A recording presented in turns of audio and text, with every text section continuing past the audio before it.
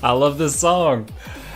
Mic check, 1 2 1 2. Looking good. I see a white guy moving around. The camera's fine. And we have, most importantly, the grimmest of dawns. Welcome, everyone, to another episode of Muckluck Streams with your charming, self-proclaimed, yet still humble, host Muckluck. Diving right back into it, we left our hardcore Ritualist on level 92 yesterday. And today we are shooting for 100, or as close as we can get to it. You know, we don't need this button here, because I don't have to set the Blight Fiend to aggressive, since it's a spam guy now. Alright, so we're 92. You know, I've only got 3 potions of clarity right now. I'm gonna have to, well, I can do it later. I'm gonna have to get more from my, my conjurer. The only hardcore 100 I've got that could buy him. I will need more, that's the short story. Alright, Barrow, Coven, Malmouth Resistance. Okay. I think we are ready to go.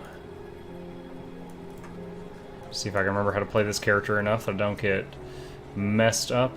We did Tyrant's Hold, we turned in the 5 quests yesterday. We are ready to head toward Homestead. I played a lot of Pathfinder Kingmaker today. I've turned a 6-man party so far into a 9-man party with the help of pets. It's going good. The dream is slowly coming to fruition. And that's not even counting like temporary summoned minions that I can summon during a fight. But yeah, the whole idea is starting to come together.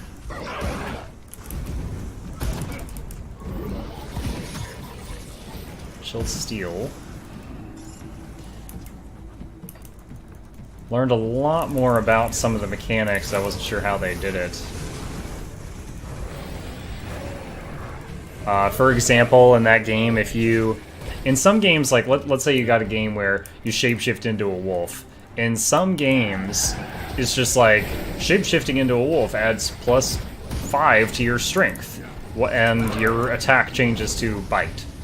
In other games, shapeshifting will be like, your whole stat sheet is replaced by a wolf stat sheet. So it doesn't matter what your old stats were. So I found out today in this game that this game, Pathfinder Kingmaker, it does matter what your old stats were. It just adds bonuses to them. It doesn't replace them. It's like if you wanted to focus a lot on shapeshifting, you would want to be a druid that had some points in strength. For example. Mutated scales. Ooh, there we go. Heading off to Homestead. How to get back in the habit of spamming all these buttons.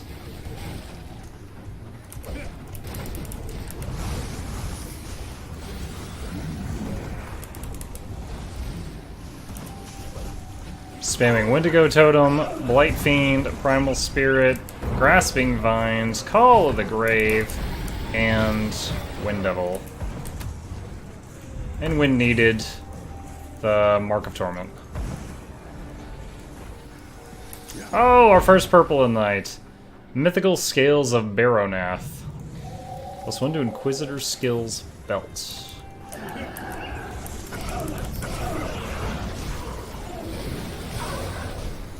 Hope y'all had a chill Sunday. Mine was okay. I got to stay home the whole time. Didn't really have anything I had to go do. My kid was sick the whole day, so we're dealing with that right now.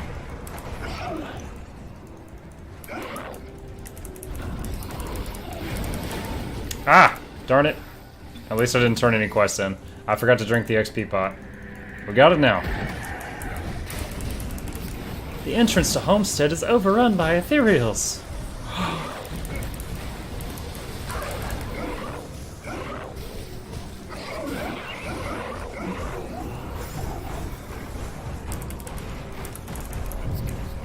Harath the Slaughterer! Take him down!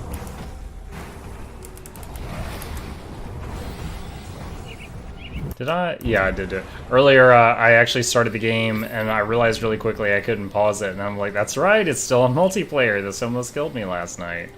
And I fixed it. Alright. Speak to you.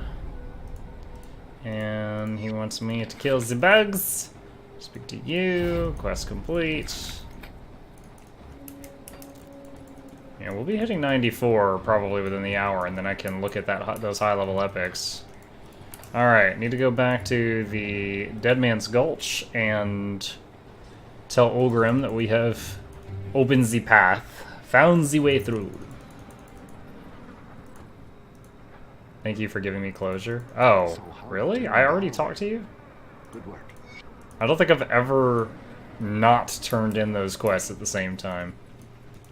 I didn't realize I found his sister, told him, and then left again. Yeah, go back there.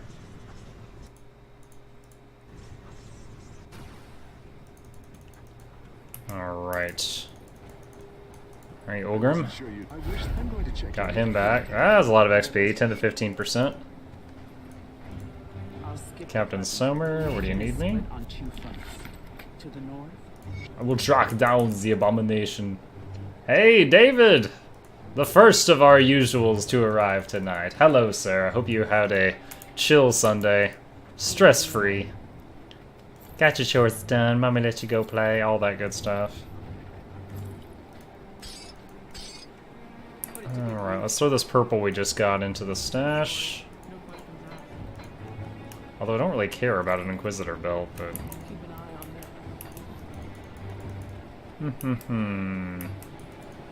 Alright, time to go get the cannons.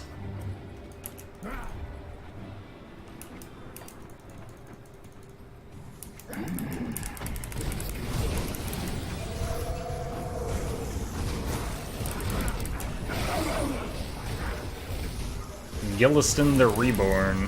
Gilliston the dead now. Oh, something healed him. Made that comment about him being dead, and he was back to full health.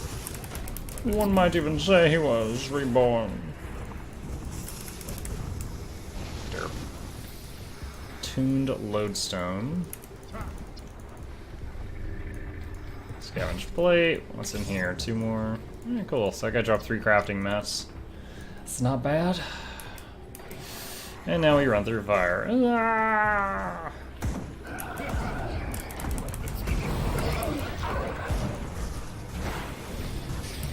I took no damage on that. Probably the Fiend Flesh absorbed it all. I was like, how did I not take a single point of damage on that? Let's get that Ichor. Icky Ichor.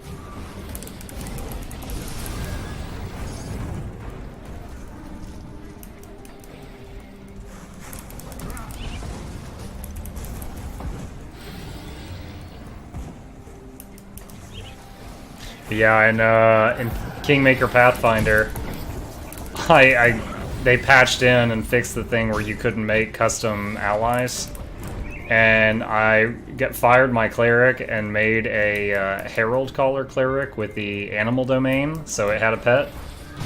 And then I fired the rogue wizard it gave you and made a Fey sorcerer, which comes with a pet. And then my druid came with a pet. So my 6-member party now has a mammoth, a saber-toothed tiger, and a bear in it. It's awesome! And I'm looking at replacing 1 more member and then just keeping the bard and the tank as they are. So that would turn a 6-man party into a 10-man one. Animals everywhere. After the Mammoth and the Saber-toothed Tiger, I was like, can I get dinosaurs? I can make Megazord. But you can't. There was no T-Rex, Pterodactyl, or Triceratops. I checked.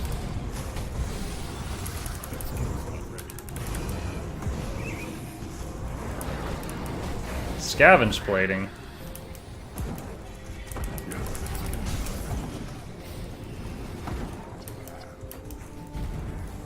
That guy's taking a while to drop. Vanguard's pretty tough, I guess.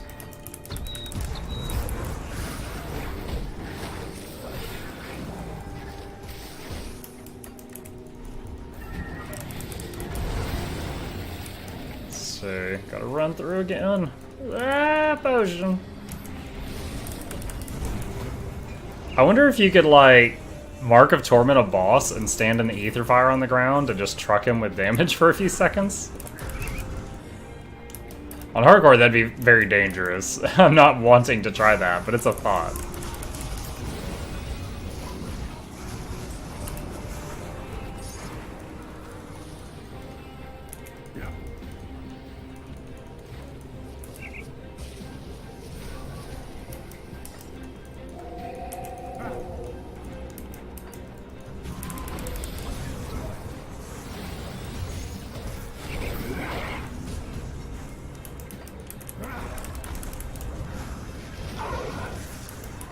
Alright, we are at the Herald of Flame.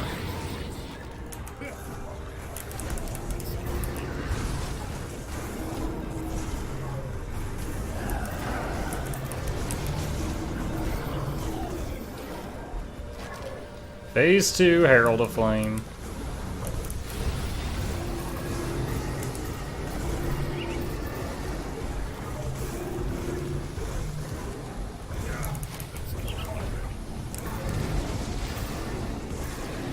Going down slowly but surely. Ooh, that hurt. Was that the muscle guy? Damn.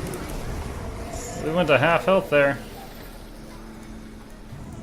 The muscle guys are summoned by the Herald of Flame. When it dies, they die too. So you don't really have to waste time focusing on them, but I got hit by him and it hurt. Mythical Dread Knight's leg plates. Looks like a Death Knight thing.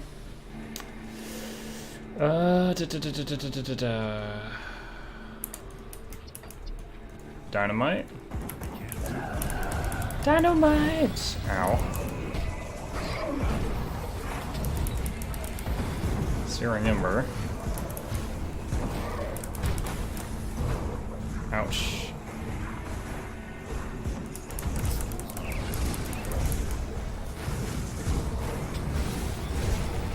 Oh man. 2 hero units over here in this corner. I don't think I've ever seen those type of mobs in this spot. Alright.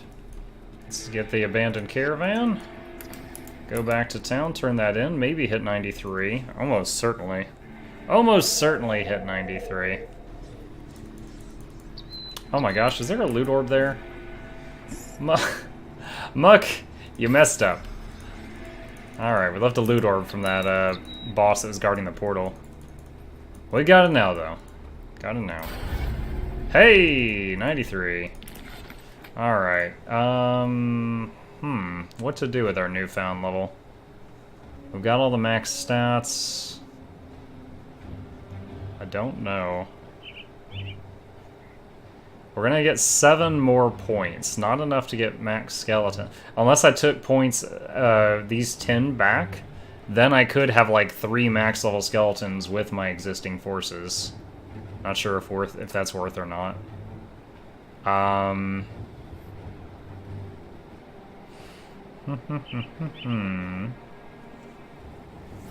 That lowers elemental resistance. I'm not doing anything with elemental. This is very mediocre damage. It's not a strong 1-pointer. Adds a very minimal amount of damage to Wendigo Totem. What type of primary damage are you doing? Mostly poison and acid, with a little bit of bleeding and physical on the side. Could do that. Could do that. I mean, more armor. Let me get a basis for comparison here. How much armor do I have right now? Armor 1,127. So gaining 10 armor would be like gaining 1% armor. Maybe I should put it in oak skin. So I could get 1% more armor, or I could get... What is that? 130 hit points? 1% more health. Let's just get the health for right now until I choose to respec it. Everyone says Reap Spirit is great, but I've not tried it. I have tried it. It's a skill that you have to press the button constantly.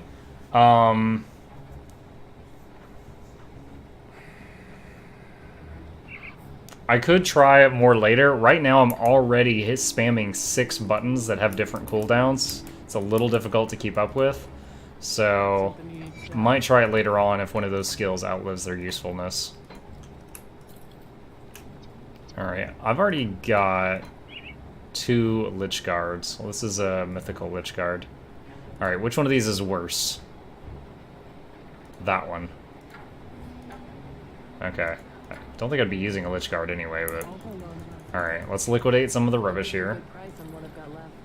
But will you give me a good price? Let's see. Dawn Guard. Let's see.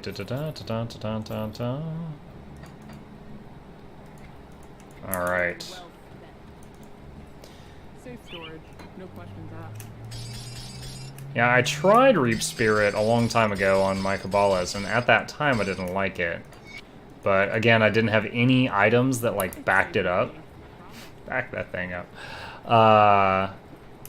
So I don't know, I might like it more if I had the correct items. I've seen an item in softcore that lets you have like 3 Reap Spirits active at one time, which makes it better. So maybe you just need something like that. But it is very mana intensive as well.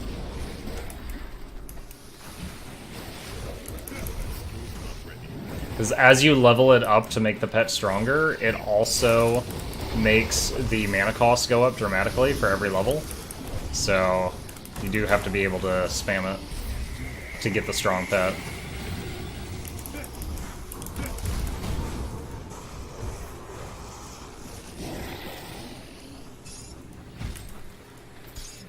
Ooh, a blueprint.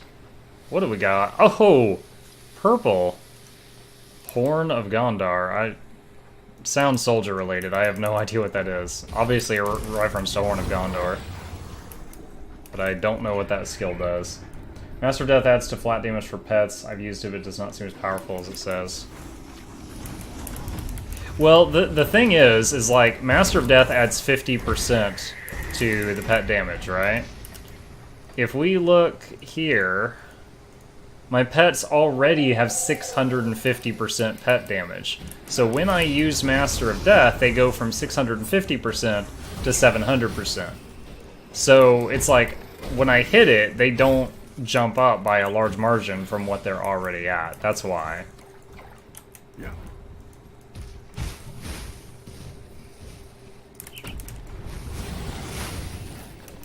8 out of 10, 2 more eggs. But for 1 point, it's not bad as long as you're hitting the button, because it does a lot. It also does crit damage and bite damage and poison damage. So if they're doing poison damage, they're getting 50 or 44 and another 34. Yeah. So I'm not sure if I want to max it out, but for 1 point, as long as you're hitting the button, it's great.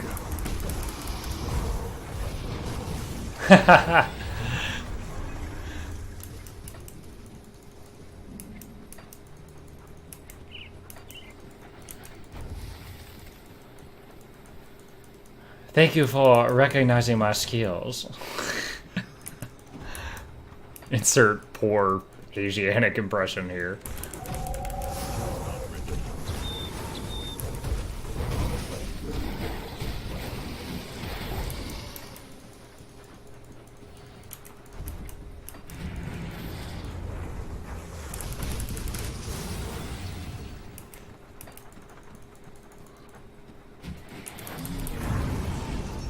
Hey, Hobbit. How's it going, man? Hope you had a good Sunday. Pretty chill. Got your chores done.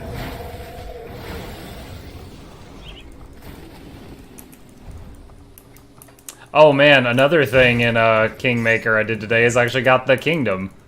I finished, I guess what you could call Act 1, finally.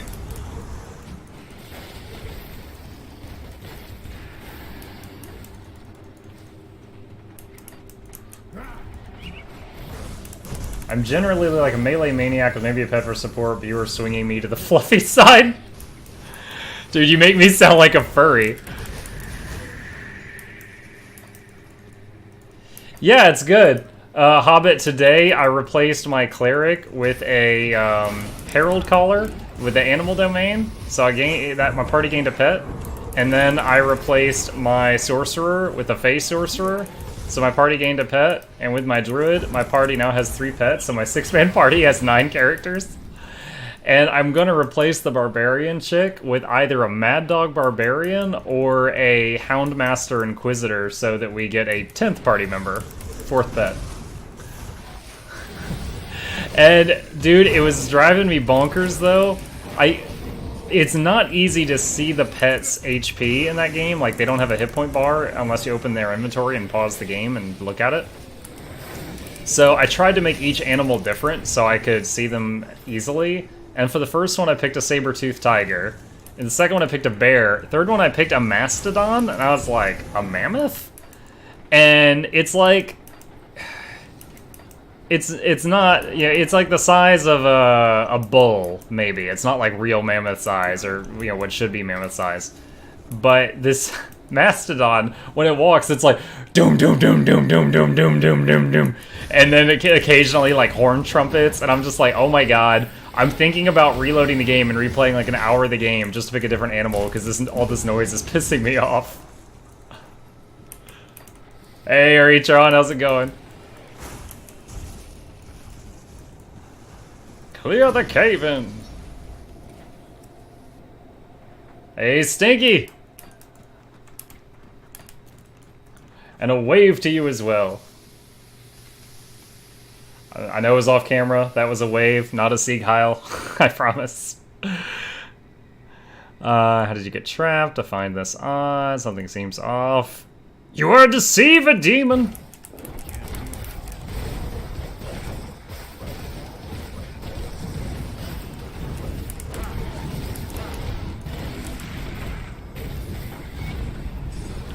Ooh, ow, ow, ow, ow, ow, ow. Blueprint. Oh, potion. What? That fire is nasty. Mythical Demon Slayer's Hat. -2-second recharge to Blade Spirit. Does anyone who's played a Nightblade before? Some people have been trying to get me to play Nightblade, and I was like, the only way I'm going to do it is if we somehow make it a pet build. And people are like, well, Blade Spirits are kind of like pets. Does anyone know if, on the Blade Spirit, if, like, what the cap for the number of spirits is? Like, if you reduce the cooldown, can you get, like, a whole shit ton of them out? Or is it like my current, like this thing, where I can only have 3 out, even if I have insane CDR? These are the questions I need answered.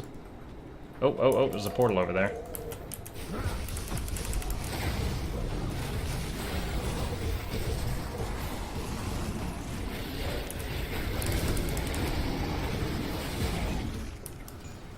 Where are you, portal? There you are. Would you recommend buying Pathfinder in its current state? Yes. Yeah, if you like Pillars of Eternity or Divinity Original Sin, you would enjoy Pathfinder. Now, it's not perfect right now. There's a lot of loading screens. It still takes like 3 minutes to open, but I am enjoying myself, and I played it in all my free time Saturday and today. I've actually got my... after like Act 1, it's called Kingmaker because you're slowly making a kingdom, or you're becoming a king, sort of. But at the end of Act 1, it's like you kill the boss of the Act 1 area and take his fort, and it's your fort now. So you become like a little baron, you get like a title. And you can set that area on automatic and not play the buildy part of the game and just play D&D. I did not want to do that. So I'm basically kind of playing SimCity with that and also playing D&D when I'm out and about. And I'm enjoying it.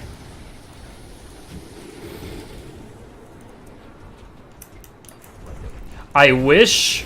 I mean, there's a lot of things I would think should be done to make that game better, but I am enjoying it. However, if you've got some other game that's holding your attention pretty well right now, it would not, you know, it would only benefit you to wait more. But if you're kind of bored right now, yeah, go ahead, buy it. You'll like it. As far as I know, there isn't a couch, so what you can do with your cooldown. The only thing perfect is you. Aw, you're such a kind liar, Hobbit. Right here. Gets me right here.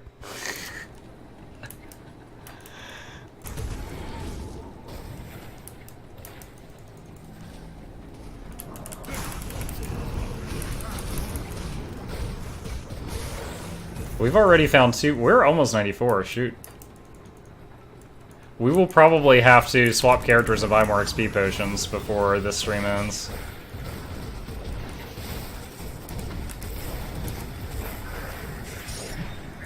Three crafting mats. I'll take it. I'll take it.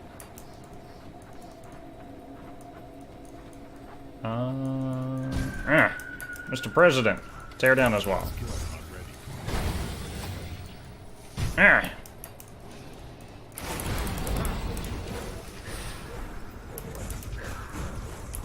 Yeah, another thing is, like, they finally fixed the thing where you can hire mercenaries, which is, like, you can create another completely custom character and replace one of your party members with it.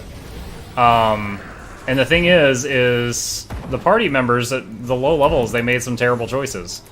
And so if you want to play the harder difficulties and you need to min-max, you need to replace them with custom characters that are well-built. And, yeah.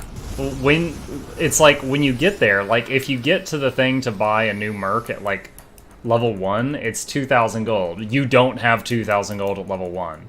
And if you hit level 2 before you get 2,000 gold, now it's 4,000 gold. It's 2,000 gold per level, basically. Or something like that. I think it curves. Like, at level 5, it's like 8,500 gold to hire a merc, and then 12,000. It's weird. But, yeah, so I basically just spent every drop of money I had twice now to get another custom character.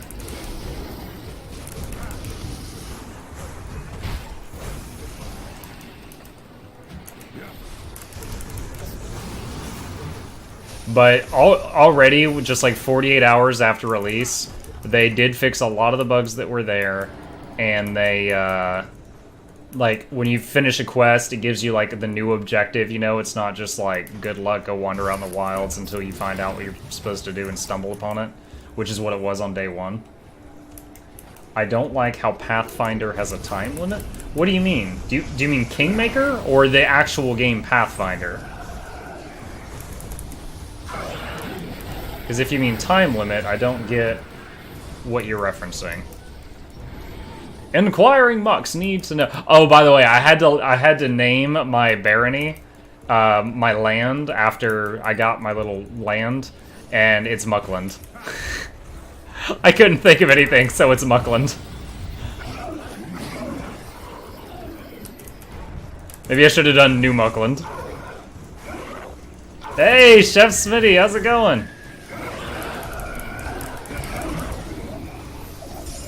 Mythical Mantle of the... Ooh! I saw pet stuff. We'll look at this more in town. Kingmaker, they have the time limit. You have 70 in-game days. To do what? They haven't told me of any time limit. Like, literally, there is a button in town that fast-forwards the game by, like, 10 days at a time for finishing building projects. You're telling me if I hit that button 7 times that I lose the game?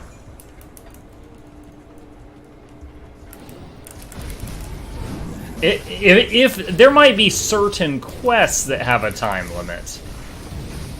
Like, there was one that came up where there was, like, a curse or something that was going to hit my area, and I had 1 month to resolve it. And if I didn't resolve it, it would permanently damage the area, and I would lose some citizens. So I had 30 days, and sometime during those 30 days, I had to go fight the thing. But I haven't seen anything like what you're talking about.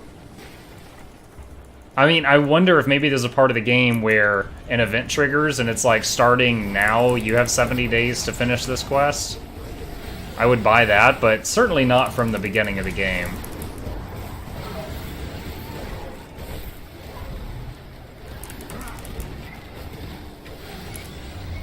There we go. Mythical Emberstone Treads. Open up a treasure chest.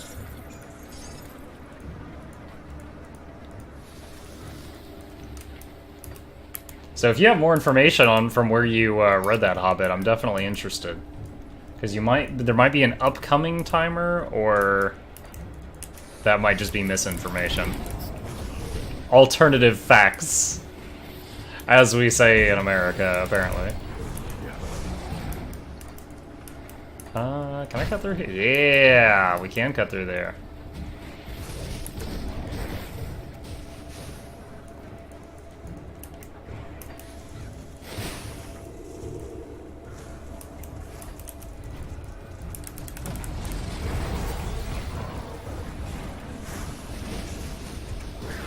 Yeah, I was talking about it earlier. I found out today, in some of the old D&D games, like if you were a druid and you shapeshifted into, say, a wolf, in some of those games, it's just like, it added 4 to your strength or something, and then it replaced your weapon attack with a bite attack.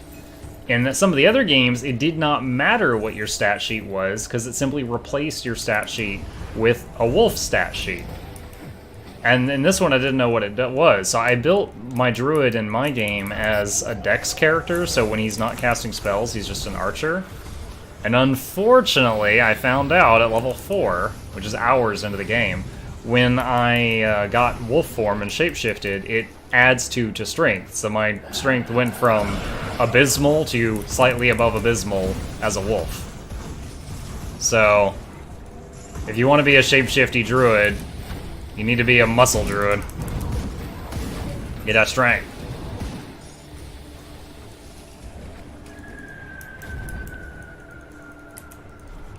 Alright, we need to find the bug hive.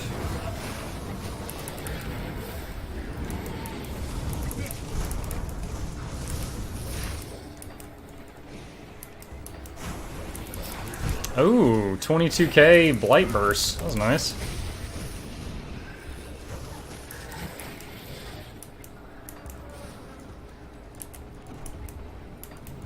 I didn't check this field for the cave, so I need to do that.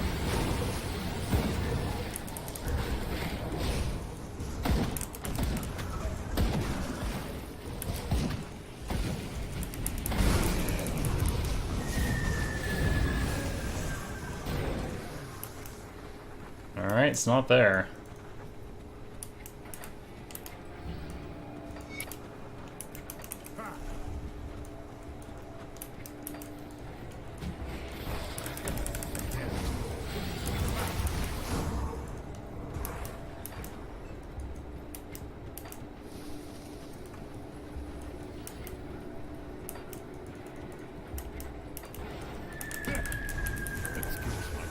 There's the cave. Let's kill us some bugs.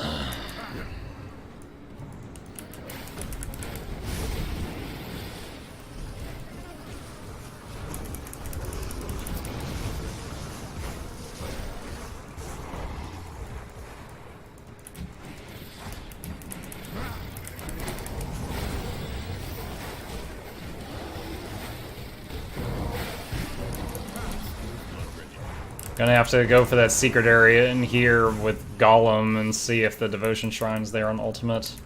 I think that might be my last devotion point. I'll have to check.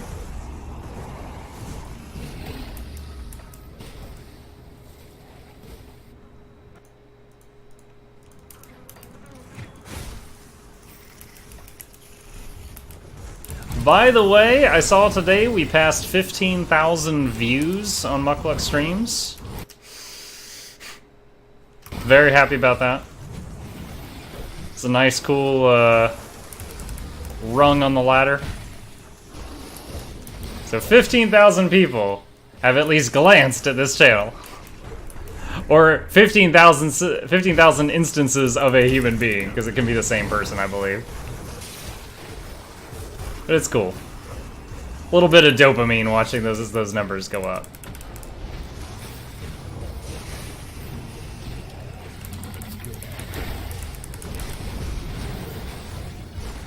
Many bugs, many bugs, many bugs. Hive Guard and Noxus the Tainted. There we go. Turtle Shell has reached a maximum rank by level 93. That's what happens when you get Turtle Shell before you even start the campaign. Because I got it in the Crucible right when I made the character.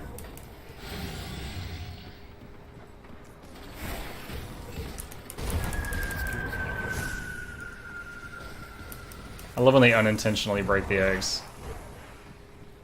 You're doing vitality damage with your bees, so the Master of Death... My bees? I don't have bees, David. What are you talking about? There's no summon bees in this game. Wait, I think you're talking about Devouring Swarm, maybe? Because I don't have that.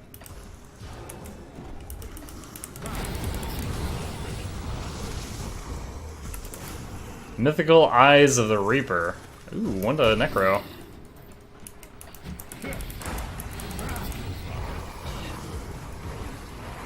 Yeah, I'm using Grasping Vines. I'm using it to proc the set bonus of this suit. This thing right here, Corrupted Soul. 94. Mark of the Traveler.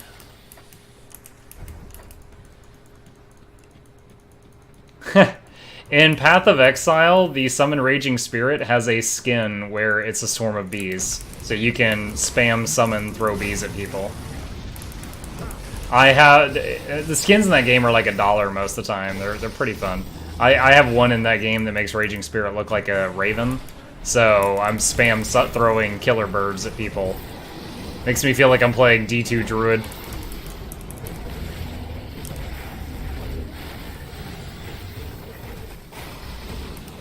Let's do this for now, just to get more health.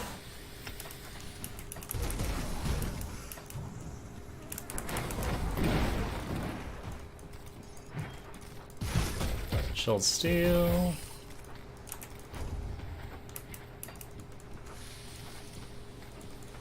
Yeah, then when they announced the bee skin, people were like, if they don't make obnoxious... So one guy I remember specifically on the forum was like, if they don't make obnoxious buzzing sounds non-stop, I'm unsubscribing. Like, yes, because that's what everybody wants.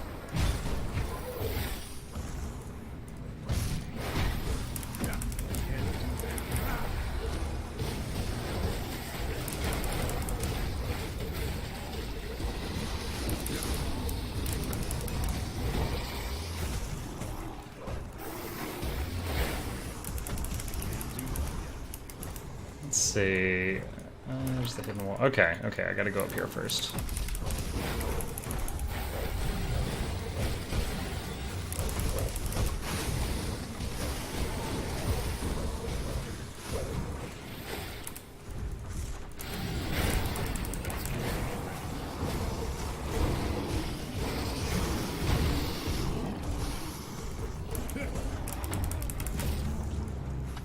Oh man, I haven't played the game in years, but League of Legends just came out with a new, almost music video.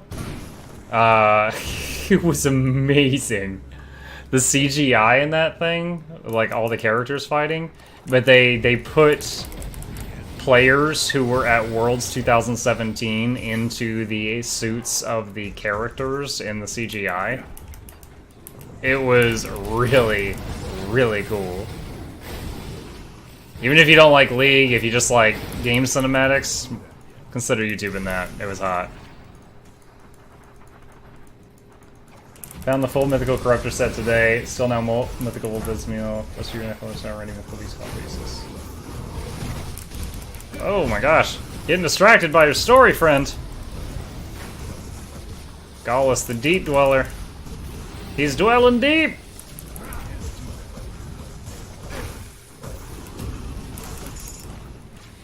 Ancient Heart. That's all you drop? Ah, Devotion Shrine on the map. There is one down here on Ultimate. Chilled Steel.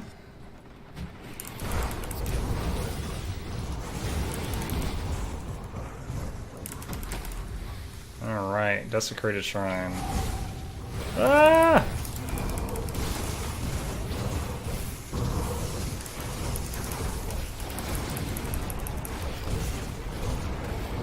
Many bugs! Oh my god.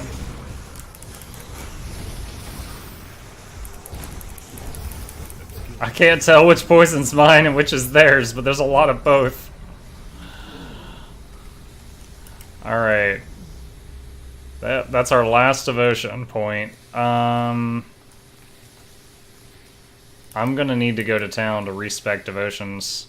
Because I was planning on trying out Rumor, which other people had recommended to me.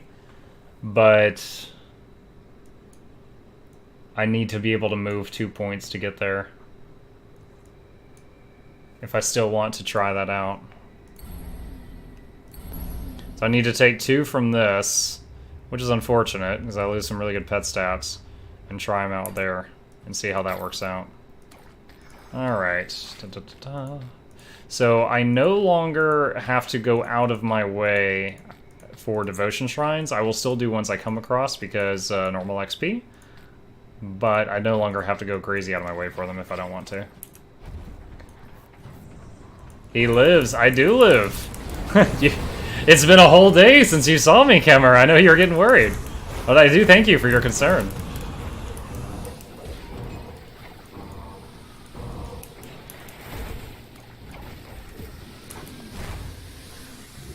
Kemmer, were you here earlier? I got some new Pathfinder Kingmaker info that was pretty cool. My character, he lives too! Just barely sometimes, just barely. Major Boss the Toko, they rewarded a bunch of useless. Yeah, it happens sometimes, David. I don't know if you've ever seen that comic from Penny Arcade where it says an hour in Diablo and it shows someone standing there and they've got like loot beams all around them. And it says an hour in Borderlands and same thing. The guy's standing there and there's loot beams all around him. And it says an hour in Destiny and it shows a guy holding one item. Yeah.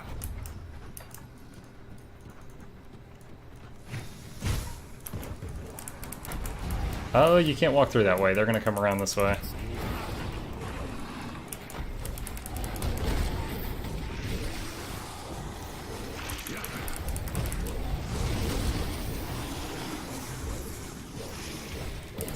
Yeah, Kemmergod, I'm working on my Dream Team and Pathfinder Kingmaker.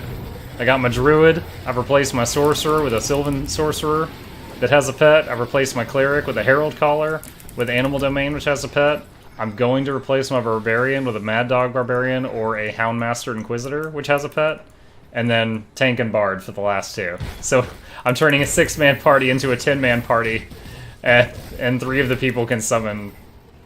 Actually, maybe 4? 3 or 4 of the people in the party can summon stuff if I need more. It's going great! There are some times when I have to reload the game. I had one time where my 19 hit point cleric got critically shot by a boss's bow and arrow for 54 damage. It instantly deleted him. It was dumb. Mythical Shroud of Illusion? It's an aura? No. No. Do I have both of the... I wasn't paying attention. Did I kill both of the pheromone guys? Let's go click the door and find out. I guess I did.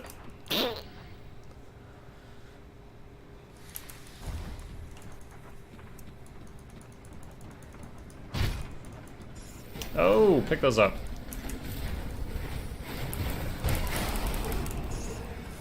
Oh, devil touched ammo down there. Thank you, Blightburst.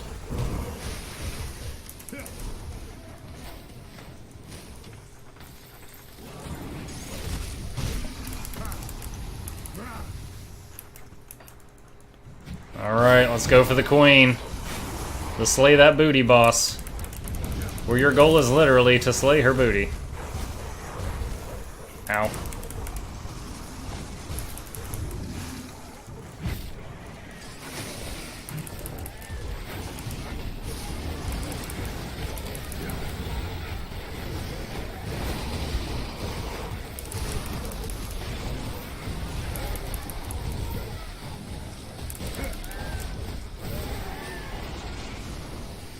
Phase 2 of Slay the Booty. There we go. Is she looking at me? Can't tell.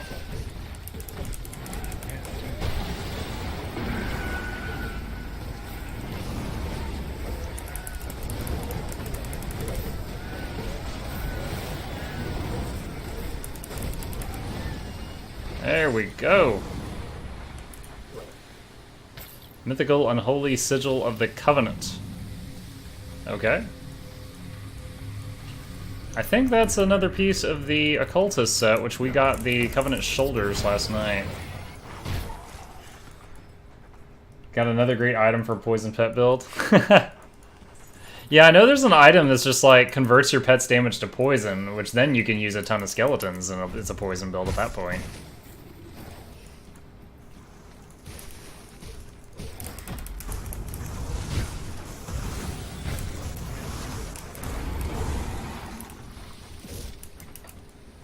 Alright. I think we've done all the quests to the northwest of town now. That I had in my log. A couple little secrets over here I haven't done yet.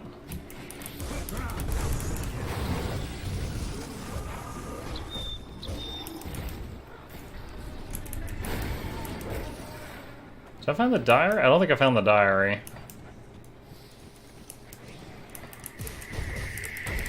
Didn't find the diary, the will, or like the guys dead by the birds.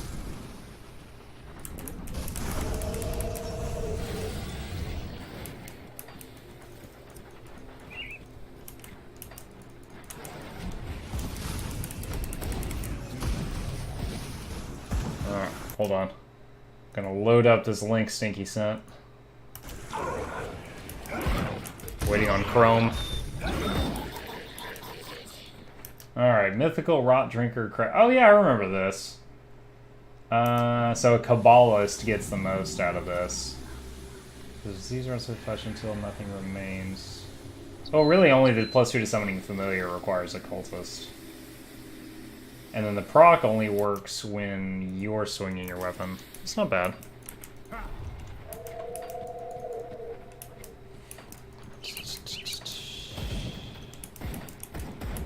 This is not... there's the path right there. That's it. Dominator.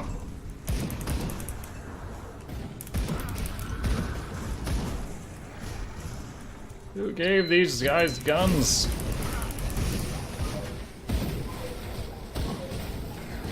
First the zombies got fast, then they got guns.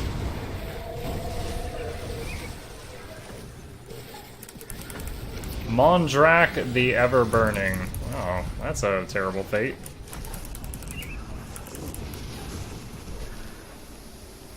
Alright, Dread Skull, Searing Ember.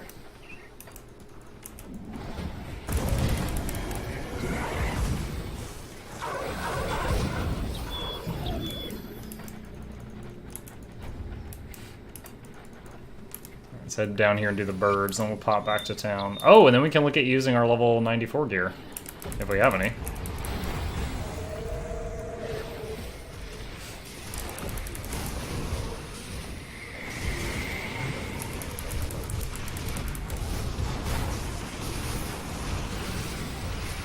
Oh boy.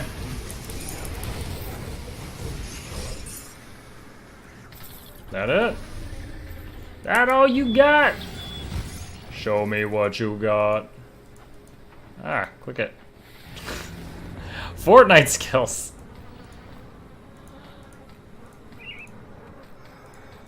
Howda. Okay. Let's turn this in. These 3 quests in.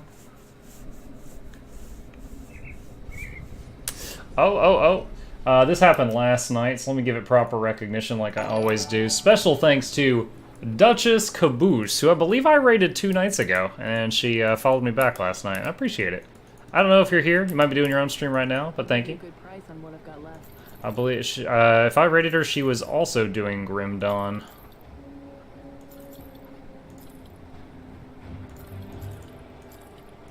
She was co-streaming it with another guy who... I forget his name. It's the guy I raided last night, actually. But, they were saying very foul things about each other. That's all I remember. They were having some heated discussions when I popped in. Okay, so this is for a Death Knight. This gives Soldier and Necro stuff.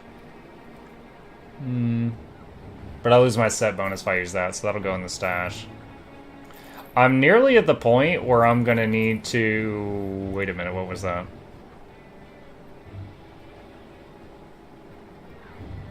Ah, Jesus. Okay, it's fine. I was like, where was that cooldown reduction? I saw a cooldown reduction flash as I clicked. It's like, what was that? What are those? Belgothian Slicer. +2 to Belgothian Shears. Okay. Oh, that's pretty good, but not quite good enough. Oh yeah, there's nothing that's going to replace Mythical Fiend Flesh Boots. I can't imagine finding something that's going to replace that.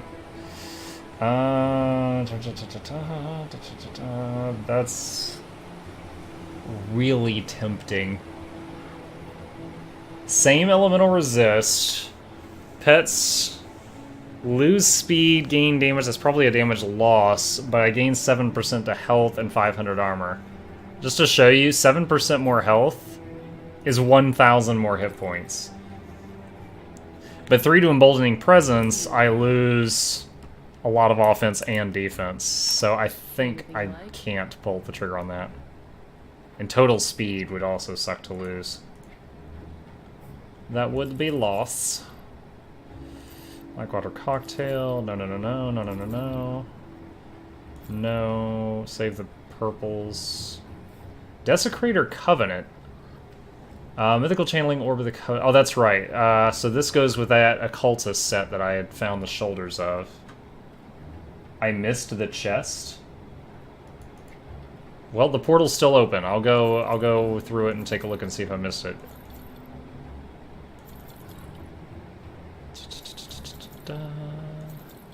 And... oh, dang. This thing requires, like, 80 cunning. I thought I only needed a few more levels to use this, and that was it. Did not realize the cunning requirement. Okay. Let's put the stuff away. Again, we are 90. We just hit 94, so the last level of epics are open to us if I have anything in the bank that should be used. Yep, here's the mantle, here's the orb, so we got those.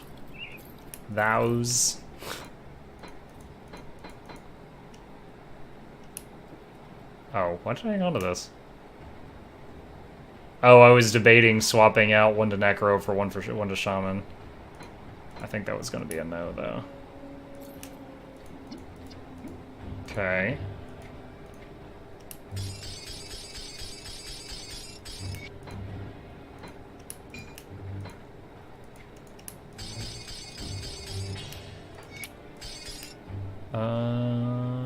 Mythical... oh, I've got 3 pieces of this set? Hot damn. Look at that. Mythical Unholy Sigil, Channeling Orb, and Unholy Mantle. So we've got 3 pieces of this 5-piece Mythical Occultist set. Alright, throw that in there. And Mythical Mantle of the Patron, that's good for a bird build. Okay, so now looking at purples. Do I have anything I want to use? One to shine. I lose all the cooldown reduction if I do that. So new Inquisitor. Reaping. This has some good pet stats. I need to gain more cunning to use it though. I don't think that holds up to this one though. If I was going to gain more cunning for a weapon, I think it'd be the one in my bag, the Jeravuk's Bite. Let's see, what else have I picked up? That's the same amulet. I need the mythical version of this. That would be the Dream. Viper Fang. That only works if you have Blood of Dreeg. Let's see. Skull. Speaker of the Dead. That breaks my set bonus. The set bonus isn't amazing, but it's good, so it's not worth breaking it for something that's a small upgrade. Whirling Death. Mythical Ravager's Barb. That is a lot of pet stats. Oh! It's got cooldown reduction on the main hand. That's big. Okay. That might be worth giving up the 1 to all Necro skills. Because this whole build is about the cooldown reduction. And I don't have any on my main hand. 1 to all Necro. CDR goes down. Nope. Tangling Vines. Oh, that's the bleeding set. Blood to Dreeg spam. This is a crazy Necro Shaman thing, but for a not... If I was not doing the CDR build requires an offhand, because offhands always have a lot of CDR. Unless I could consider using this if I get that helmet you guys linked me the other day that gives -4 seconds to the cooldown of Blight Fiend. Then I could consider using that. Is that one hit? That's a 2-hand. Ain't nobody got time for that. Okay. So that requires 368. Did that other sword require 368 as well? 396. Okay. So I need to respec my attributes. Where is this? This is like my second time ever using one of these. Alright.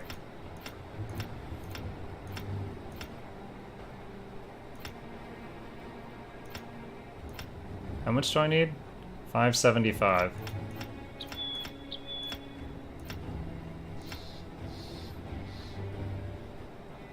Okay. Can I shift? No. Can I alt? No. Can I control? No. I just have to click it 75 times! There's no modifier button that works.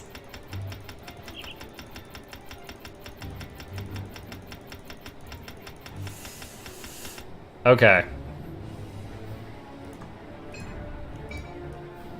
Whoops.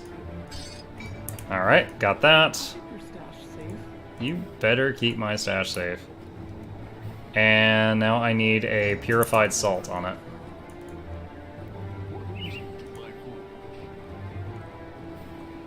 That's the wrong page.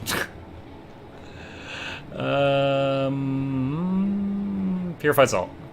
Damn it, I saw it. I'm moving too fast. There we go. Alright, now I need to turn that aura back on.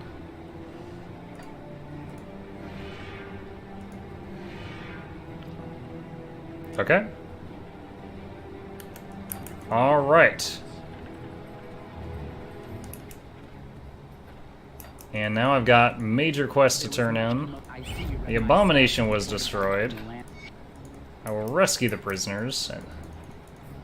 Oh, I need to go see if that treasure chest is there that you told me about.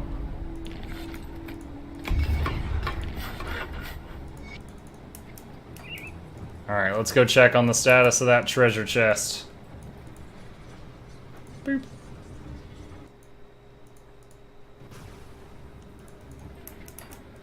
Hidden spoils. He was absolutely right. Just some greens, though.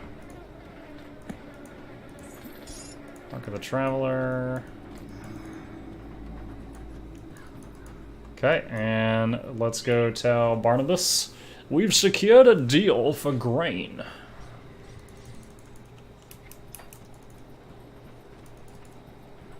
I don't know what you did, but RD95. Moving quick. Alright. Homestead, the northeast. Still need some more good purples or purple patterns to drop.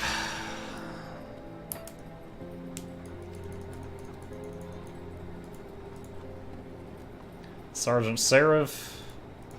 Clear out the lumber mill.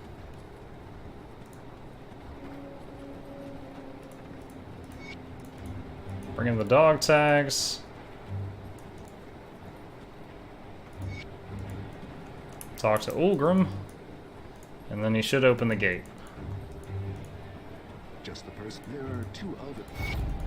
Now he wants me to talk to the emissaries. You call. This again. Seek out your sanctum. Okay, now we good? Now can we leave? Yes, door's open. Let's do it! I'm to 15.9k health right now. With a 10k Fiend Flesh shield. That skill's not ready.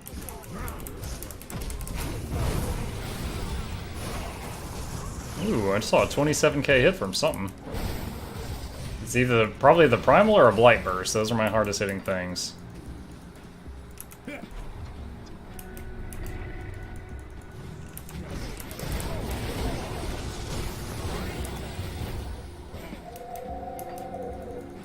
Do you pre-plan all your builds? I generally have an idea.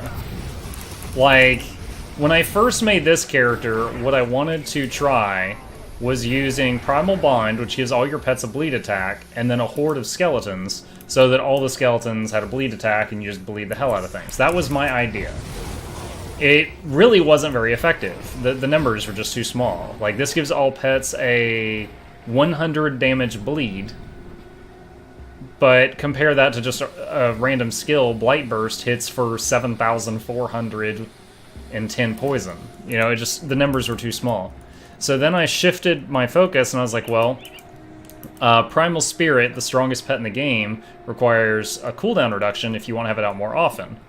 If you get the Unstable Anomaly, then Blight Fiend becomes a spam skill, but it has a cooldown, and with high enough cooldown reduction, you get 3 of them out.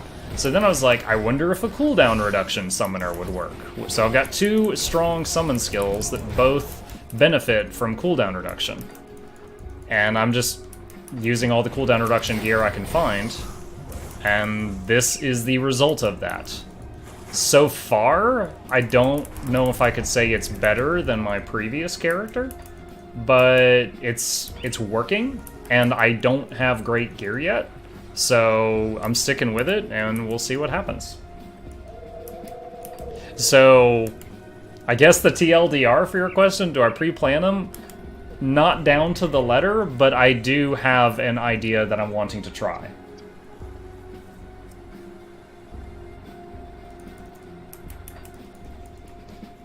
Alright, you wanted to talk? I will recover the remains. Can we get a bounty? Yes, we can. Accept the random bounty.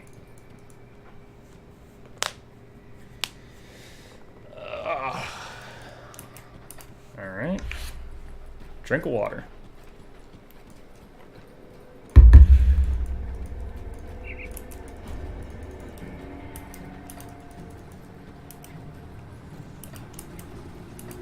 Now, at present, my character builds are all involving Shaman as one of the 2 classes, because Shaman is my favorite class right now. So my last character was Shaman Occultist, which that combination is a Conjurer. And this one is Shaman Necro, which I had never done before, and that combination is a Ritualist. And it is hardcore, so if it dies and I feel like I haven't gotten to really try out the plan, I just messed up. Oh, you are now hated with Chthonians, just repped. Then I might just remake the same character, but we're 95 and haven't died yet. Thanks for the detailed answer. I've completed the game a couple times on vet, but never seen it through all difficulties. I'm always worried I'm going to abort my character, which I shouldn't be because you can respec, but I still don't really feel like knowing what I'm doing when I'm playing. I gotcha. Yeah, you've already said that you know this, but you are completely correct in that Grim Dawn, it is very inexpensive to respec the first half a dozen times you do it. I think the cost goes up slowly, like a couple of iron bits every attempt or every time you do it or something. But the first like 20 or 30 points you respec are almost free. So I always encourage people that are new to the game, like, in another game, picking something and picking the wrong choice might really stink. But in this game, it's like I level up and it's like, okay, I've never used Devouring Swarm. I tell people, put 1 point in it, fire it off a few times, and see if you like it. If you don't, go to town, spend 2 pennies, and get it unspec'd. Like, rather than read it and try to, imagine what that's like, just fire it, put a point in it and blast away, see if you like it. The only thing that is more difficult to respec is the attributes right here. It used to be impossible to do it, but with at some point in the last year they added the attribute respec potions.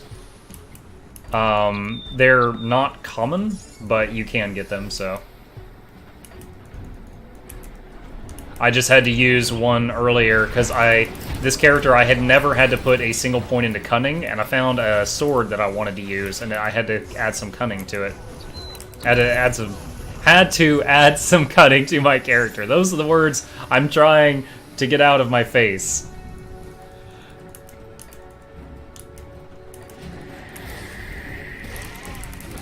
Yeah, before I started streaming, I had never played a character all the way to 100. But it's really fun after you get into ultimate mode, because you start having like a purple item will drop like every half hour or so on average, it feels like. It's like I've been streaming like an hour and 10 minutes and we've already found like 3 or 4 purples. But yeah, the purple items are like build making. Like, I've got a purple item on my Conjurer that lets me have a second Raven and adds 2,000 damage to Ravens. Like, they make a huge difference.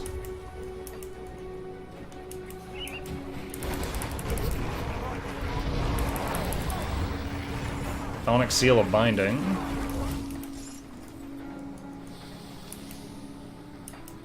Ah, the lady that needs to be saved. Oh, hold on. Our XP potion wore off. Drink that. What's going on? I wish to speak to her.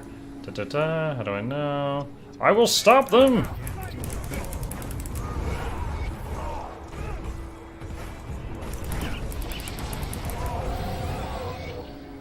Milady. How do I think I get the best from it? Goodbye. Yes! Yeah, it's like 5 or 10% of a level of XP.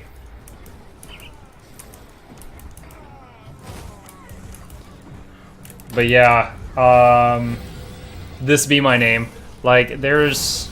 I could just Google for the top pet build and copy it. I know, mathematically, there's going to be a best build. I mean, just that's how these games work. But that takes the fun out of it. I would run out of content to stream if I just knew the best build, made it, and then be done. So I keep trying this stuff, and it's fun. In my case, I love builds that involve pets, so I keep trying different flavors of that.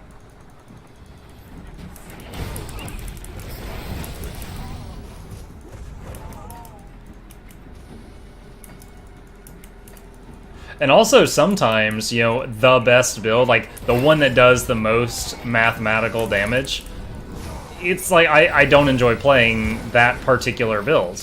That happened to me in Diablo 3 when the sounds like you agree with me. In Diablo 3, when the Necromancer was out of the game, I was playing it, and I was playing it with pets because, again, I like that. And the top, after I got the max level, I was playing it for a little while. I was doing okay.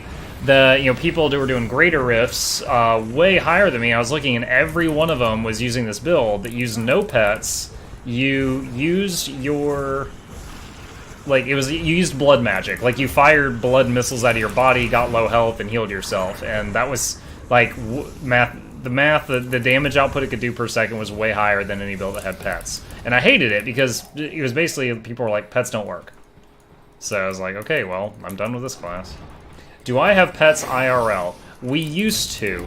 We had, when I was growing up, we had labs, dogs. And when I got married, my wife and I got 2 cats, so that they could play with each other when we weren't around. And they were great for the most part. You know, they were, like most cats, they were very affectionate when they were younger, and then they turned into assholes when they were older. And they would, they would sit in my lap while I played games, like, for hours. However, when we had my son, they didn't grow up around him, and they were old. They were not old, but they were grown-up cats, and they were, like, hissing at him, and he was a newborn. They were hissing at him and stuff, and it looked like they were going to attack him. And my wife is, like, just instantly done with the cats, even though we had them for years. She was instantly done. So we found them another home because she was afraid that they were going to attack the baby. That's the short of it. We made sure they didn't go to, like, a shelter or something. We found them another home, but we have not had pets since then. So haven't in the last 6 years. But I do love pets in the general sense. I, however, am glad to be free of the responsibilities of owning a pet. Like, I don't even have to clean a fish tank right now, but I have a kid to clean up after. I told you guys yesterday my son was sick. Ooh, half health. We are half health. I need to pay attention. My son was sick yesterday, and today he was basically not potty trained today. Like, he's got some kind of stomach bug, and it just kept giving him accidents, and kept having to clean it up. And it was awful.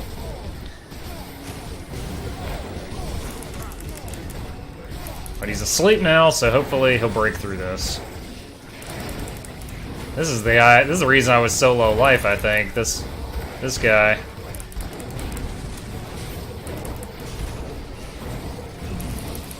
I keep summoning these Blight Fiends right in front of me, so they're body blocking his bullets, and it is working good enough. So many greens! That looked like, yeah, that's not great. It's the lowest one. Now, I just got into Ultimate the other day, and when you go into Ultimate, your resistances go down by 50. This is the result of what I've gotten them up to, and also keep in mind, my reputations are not high enough to buy the best augments right now. So, there's very... I mean, I could get some, what is it, Silk Swatch? I could put a few Silk Swatches on, maybe? But I can do hardly anything with augments right now because of that. Hey, this bee! Thank you for the follow, my friend. I'm glad you're enjoying yourself enough that you hit that. 50 muck bucks for you.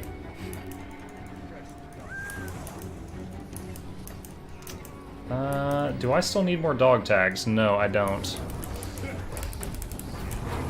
Yeah. Remains of Malkadar. I was almost, like, overlooking that, thinking it was just another dog tag. And then the Blight Burst from the Blight Fiend broke it open, and I was like, oh, thank you for opening that for me, little buddy. Off topic, I like the music here. There's so many areas in Grim Dawn that are just dead quiet, but I do like the game music in this game when they choose to play it. Highlight, oh, there it is. I was like, I highlighted something here. Okay. He didn't have much.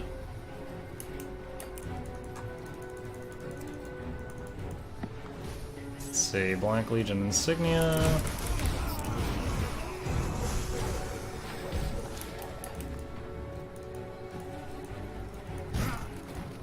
Tonic of Mending.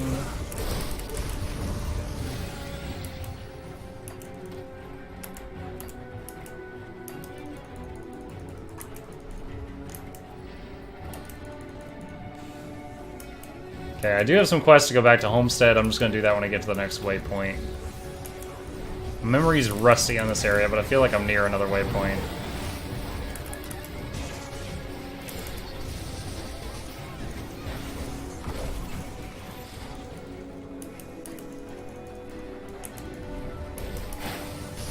Yeah, this... If I can have 3 Blight Fiends instead of 2, that's gonna be such a big difference to damage. Because my hardest hitting thing right now is Blight Burst, which when 1 Blight Fiend does Blight Burst, it feels like they do 1 or 2 per life and then I resummon them. But a Blight Burst, the base damage right now is like 14k base damage, plus 39% of the pet's attack damage. Yeah, 4k acid, 2100 vitality, impact, and then 7400 poison.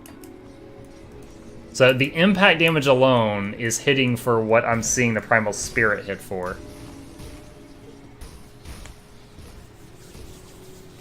I'm going to turn these in and take a look at the Silk Swatch component right now. My old gear actually had components on all of it, but I forgot that the night before last we equipped the whole Mythical Corruptor set, so that changed things. I am told that I could not when the Legion was forced to abandon the capital. Let's see, we did the dog tags. Okay, we can turn that in. Almost 96!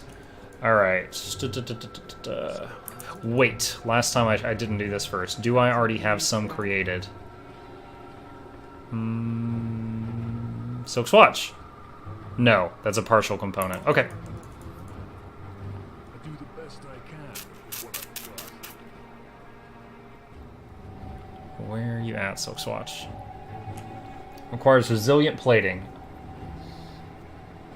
Oh, so when you craft it, you just get a whole one. So at some point, I picked up a smaller component of Silk Swatch just one time. In all my hardcore characters, one time. This can go on... what? Shoulder, chest, leg. So I can only use 2 right now. Alright, so 2 resilient plating. And... where are you at, Silk Swatch? There you go. It's alphabetized, muck, you dummy. There we go. Alright, piercing... blood... blood resist. Now no people can no longer splash me. Towel, plus 100% to blood resist. Alright, bleed resist is max, and piercing is much better than it was. Wait, hold on. What was that belt? That is not bad, but 1 to all necro. Not bad, but no. This belt becomes infinitely more well, not infinitely. It becomes way more powerful if I get a 3rd Blight Fiend, because it's effectively adding +3 to Blight Burst with those skills, which is their top damage thing. Let's see. No. On further thought, if every time you summon a new Blight Fiend, their cooldowns get reset, then that means if I could get the helmet that reduces the cooldown down to 2 seconds, so not only would I have 3 out, but I'd be resummoning before they expired, then they could be bursting more often, which would be even more damage. Might be cool. Alright, we can go to Sorrow's Bastion now and turn in the remains of Malkadar. We also need to bring 3 Chthonic Seals, and we have 3, so this should be 2 more quest turn-ins.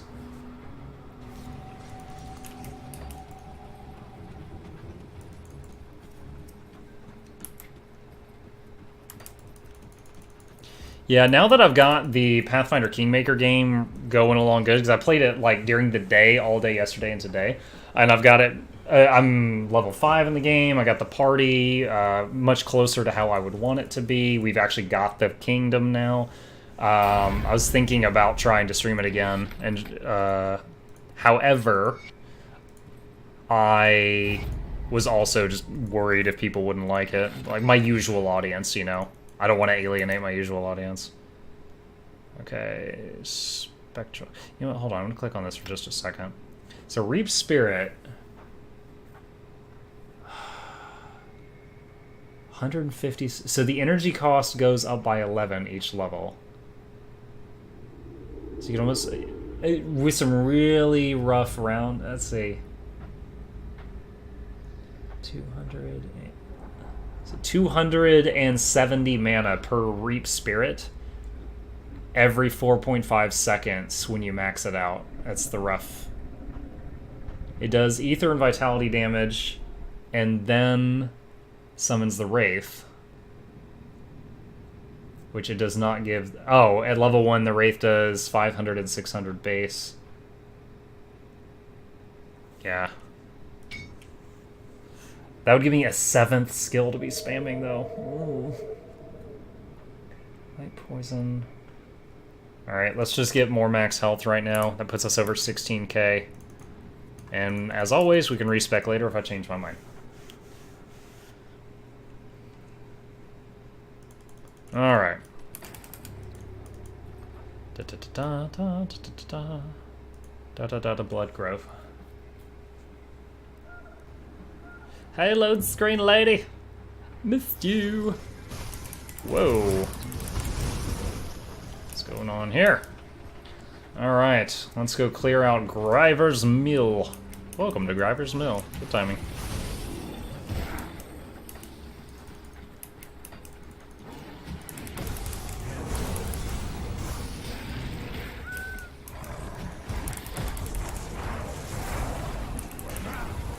Mutant bludgeon.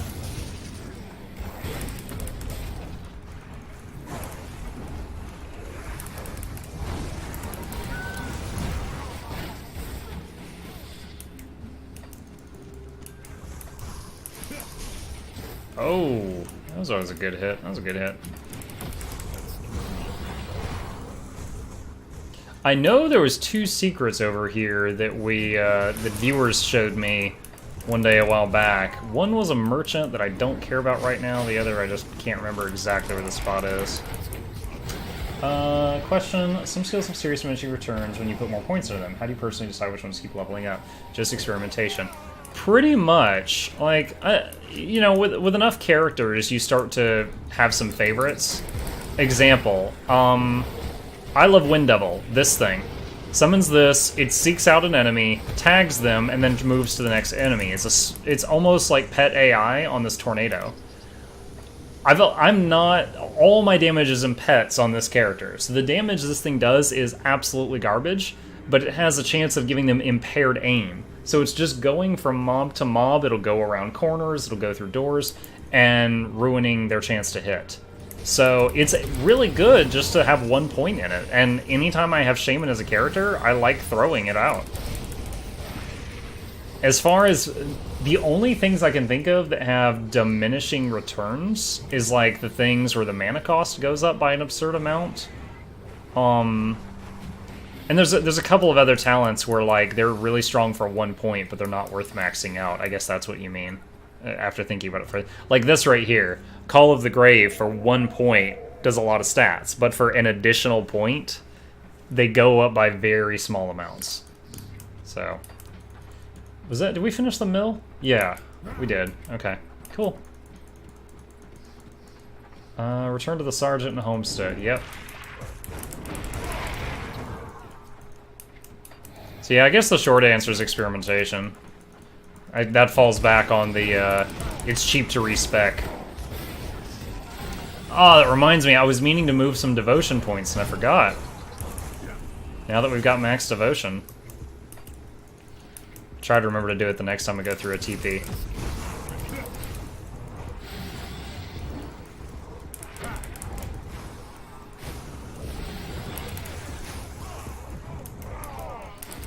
Shaman's Bloodsworn Codex of Blood. Wait.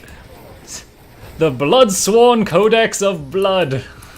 The bloodiest book. I thought I had read that wrong, but nope. It's the Bloodsworn Book of Blood.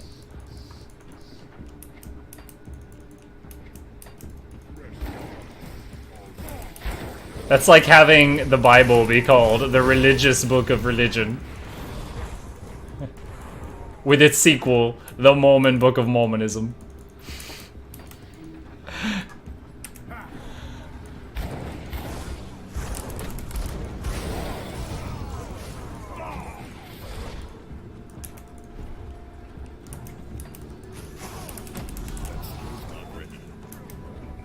Kill the it's never inform the non-believers. Educate the non-believers. What are you guys... Why is it always gotta be kill? How do you recruit?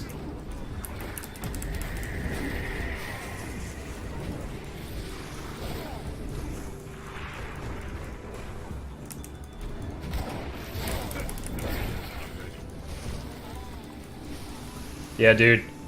I like talking. I'm a chatterbox. You're welcome to ask me as much as you want. I tried to put that in the title when I remember to do so. I don't remember if I did today. Hey, memory.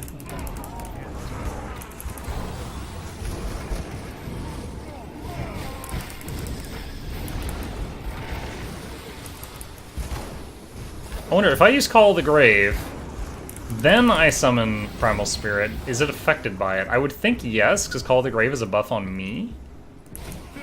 So I think it just affects my pet stats. Whereas like the buffs in the Crucible, it puts the buffs on the pet, and then if the pet dies and you resummon it, it no longer has the buff.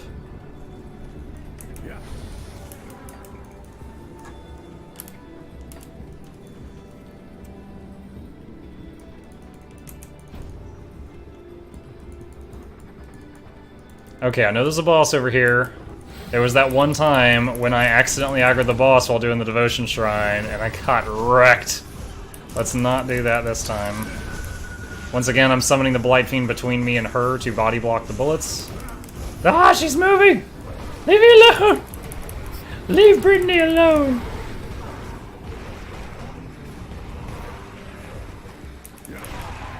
There we go. Alright.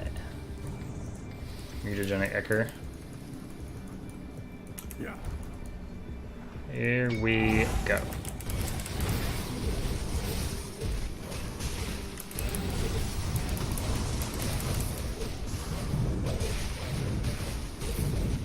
This guy's got fire. Is he gonna blow up right in my face? Feels like he might. I'm having a hard time seeing what's going on. I love the Blight Burst right as mobs are like spawning or climbing out of the ground. Like they're half dead before they can even move.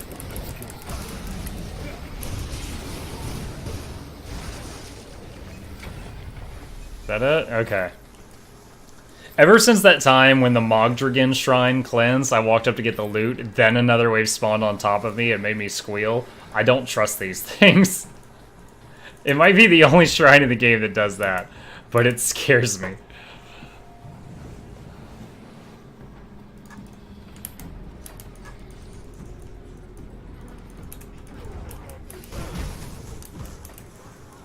Oh, I tried to walk into a wall. Last time I did this level, that door was open and this bridge was blocked. Yay, change and variety! I mentioned it before, but it was really cool, Grim Dawn's take of the ever-changing map.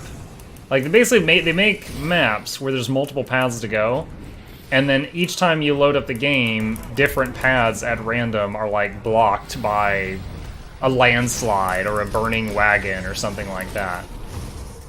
Which I think is a little more realistic. You know, it's like, this country is always to the northwest of us. It doesn't just move around. You know, then the way D3 did it, where it's like dungeon tiles that are re-randomized each time. And I bet Grim Dawn's method took a lot less programming time, too.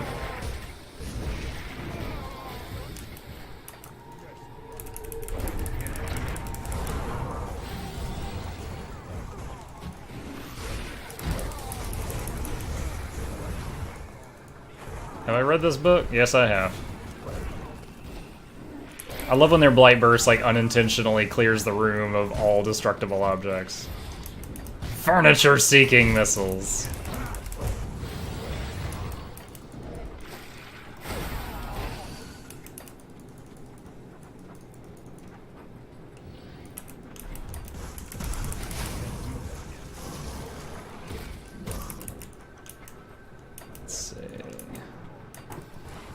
Oh, dynamite up here. Dynamite!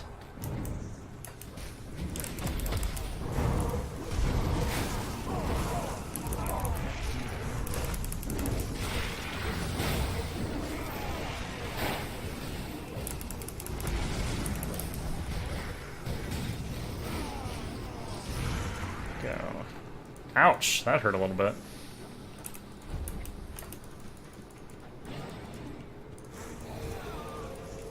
Can't do it.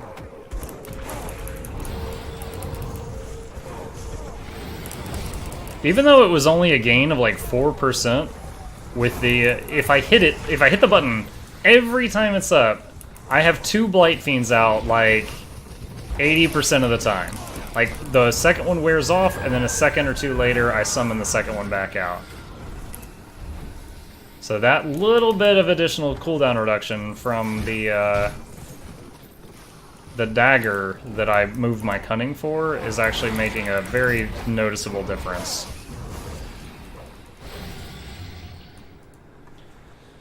And just icing on the cake is the extra time that we've got the Primal Spirit. And our emergency button comes up faster. It's 13-second cooldown, 5-second duration right now. Mythical Astral Robes.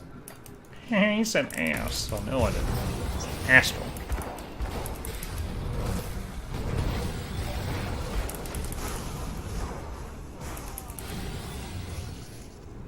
Dun, dun.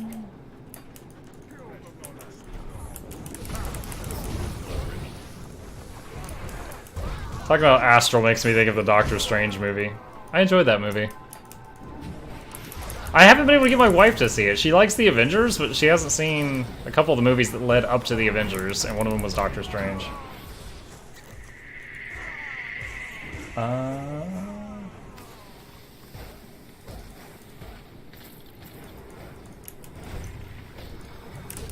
Harbinger. Gotta be careful with these. You kill too many of them at once, and they explode and they die. If you fight too many of them at the same time, it'll wreck you.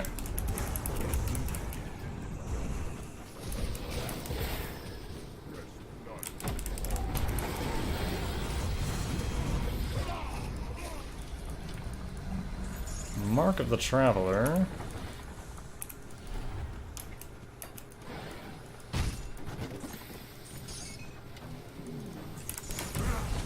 Ooh, ambush. Hello. They don't want me taking their boxes.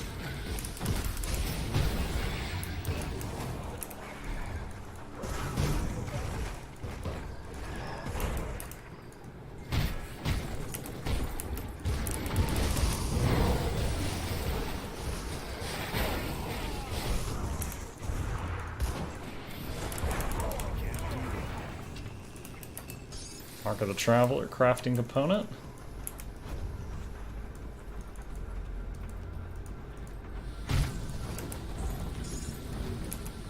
Polish emerald. The Polish make the finest of emeralds. Yes.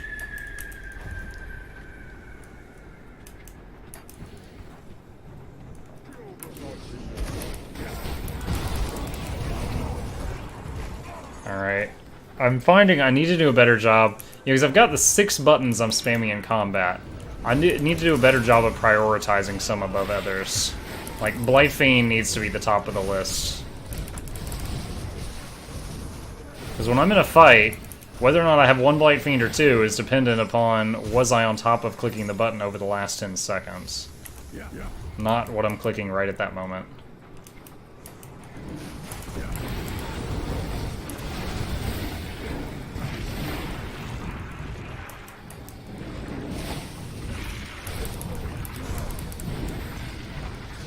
Vicious Jawbone.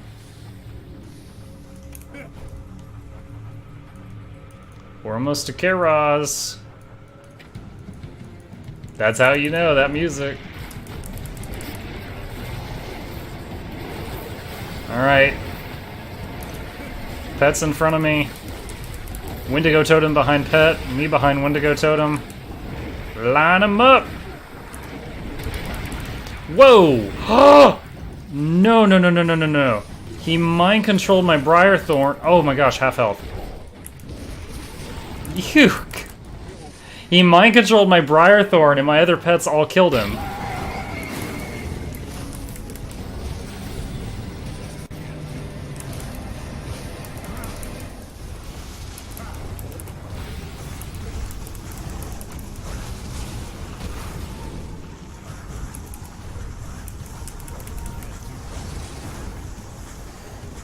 Now I'm a little scared now that I know he can MC pets. If he mind controls the primal spirit, he could turn around and just ruin my day. Okay, we're alright. Oh, man. I was kind of lucky he mind controlled the tank and not one of the DPS. Because they could have turned around and I don't know if they could have killed me before I realized what was going on or not. Markovian Stratagem, Legendary Metal, Soldier Stuff. Whew.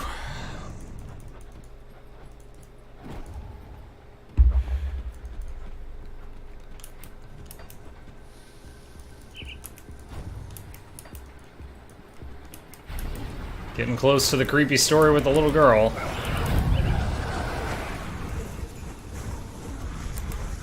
My mind's telling me no.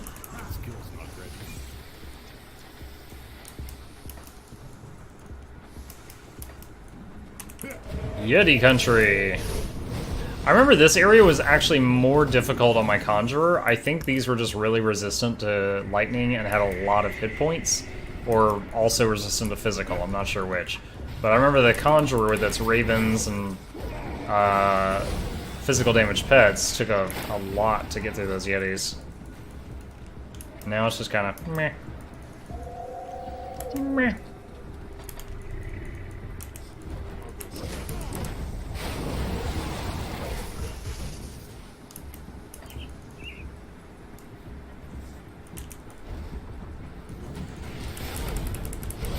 Flesh Warped Vanguard. Those always have a lot of health. A lot of HP, if you will.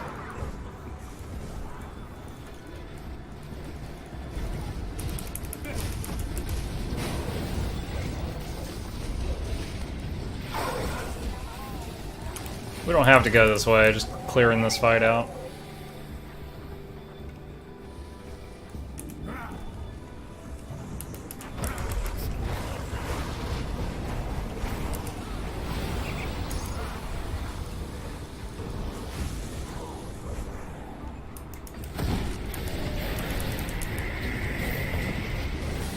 Flesh Hulk, don't want him in my face if I can help it.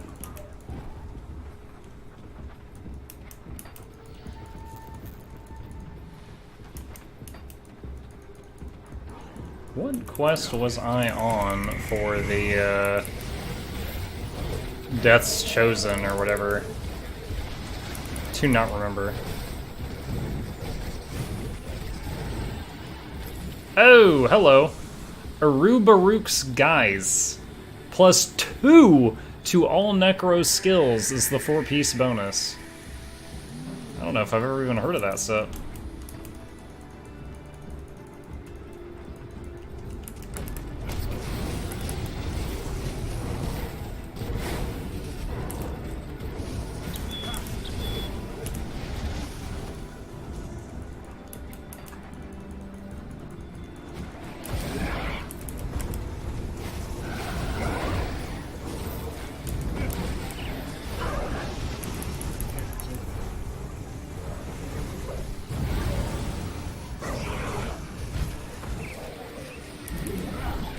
Polished Emerald? Oh! Polish Emerald!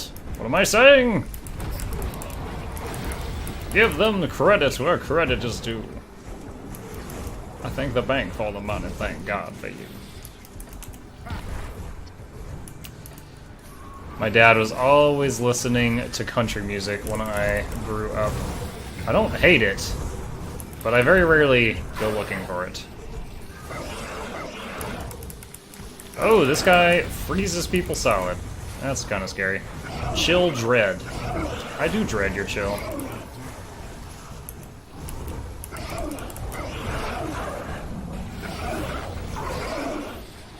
There we go. Alright. Scavenge plate. Pick it up. Pick it up.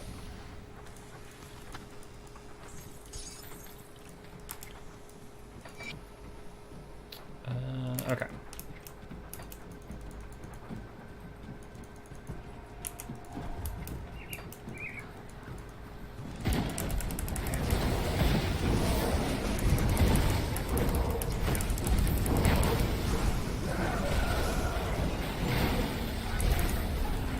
Nature's Guardians, my favorite skill, has reached level 13. Nice, nice. My favorite devotion, I should say. Ah, I still need to respec devotions. I keep forgetting. We're almost 97.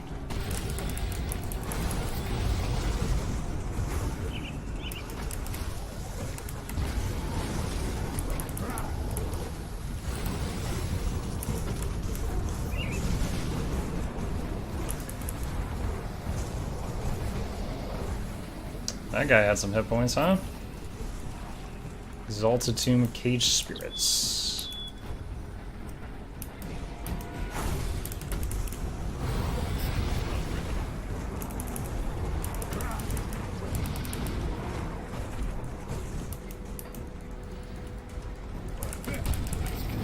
This is Malice the Corrupted. Uh-oh. Uh-oh. No! Oh my gosh, I almost got pinned in.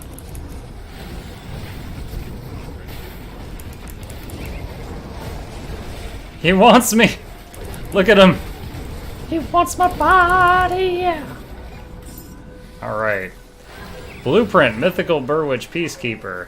And a Mythical Finger of Gardalver. Is that the one where he's given the bird? It is! Look at that! It even says, the fallen Gardalver had only one thing to say to his executioners. And it's just him giving the bird. I love the flavor text on that item.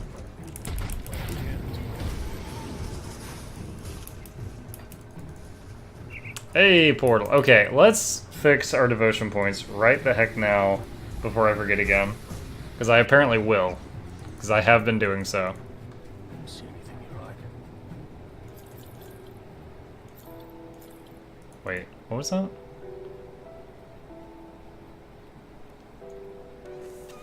No. It's good, though. It's good.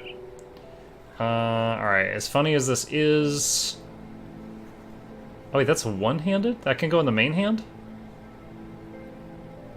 Ooh, but I don't need the skills.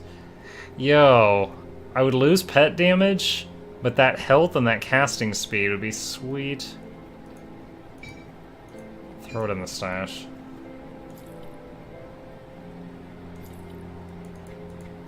Alright,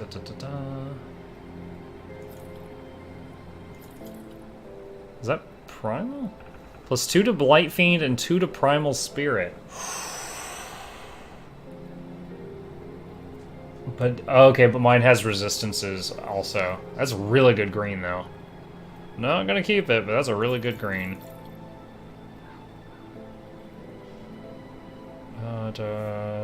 Pet, bleeding resist. Bleeding resist, fire resist. I lose 20 ether. No, I don't need that. That's amazing. Holy crap. Yo, pet stats, 22 to elemental, 22 to pierce. That's 4 resistances that I don't have capped. And 500 health. That's amazing. Yeah, okay, our health is at 16,000. Now it's 16,400. Shite. I need more spirit. I'm 4 spirit short. Oh, wait. Thank God I had a level up unspent. I would have had to use another attribute potion. That would have sucked so bad. Alright. Those need to go in the stash. Wow, I did not expect to get that big of an upgrade here. If I have another soul shard, I need to put it in that ring to replace the one I just tossed. Wait a minute, can't I remove the soul shard from the ring at the dynamite lady? Something like that? I've never tried that with a green item before. I have to take a look if that's a possibility. Oh, I didn't learn that recipe yet. Okay. Mythical Burwitch Peacekeeper. Ah, there you are. Yes, at once. Do not tear it. Oh, good, of course. Unexpected level up from the dynamite guy. A century ago, a man named... I don't appreciate the... Okay. Salvage. Keep the add-on. Nice. Cool. Okay. Oh, nice, nice, nice, nice. Our resistances have all taken a nice little jump up. Alright. Respec. Let's move those devotions so we can try out the Whisper Murmur, whatever it was called. What troubles you? Okay. We need 2 points. Stay strong. Okay, let's try this out. Alright, so either Murmur or the Scorpion thing needs to go on Blight Fiend, and the other one goes on the Briarthorn. That's reduced target defense. This has reduced their acid resistance. So we'll put this one on the Blight Fiend. This one on Briarthorn. Oh wait, that can go on Wind Devil? Yo, the Wind Devil's just spinning all over the place, touching everything.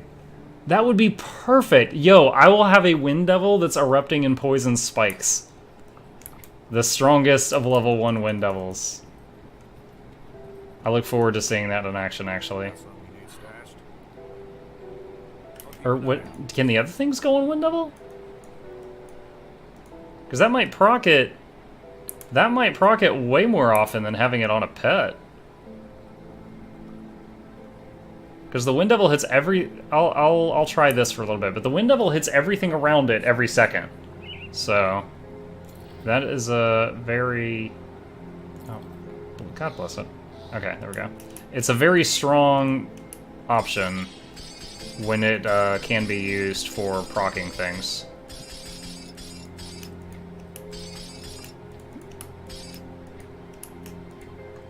Alright. Ah, shite. The bank is almost full.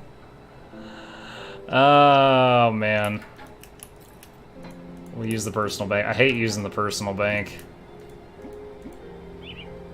That will be vendored. That we can throw in there. Okay.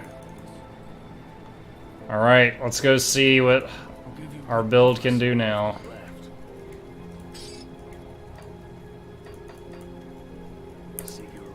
Okay. Return to Captain Somer in Homestead. And the Sergeant in Homestead. Alright.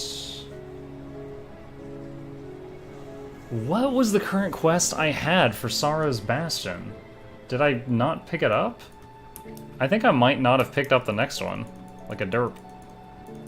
Why do you have such a blessed suit? I've already informed Creed of your recent actions. He is most... Okay. I heard about Keros. This isn't... You're here. Cult. Okay. Rumor has reached rank 3. Yo, turning in those 2 quests just leveled up the skill we just got 2 times. Thank you, XP. Level 4. Oh my gosh. That's some fast leveling, y'all. That's some fast leveling. Okay, let's go to Sorrow's Bastion and get the next quest. This is ultimate mode. We do want to be a little more thorough here. I'm happy to backtrack a little bit if I miss something important.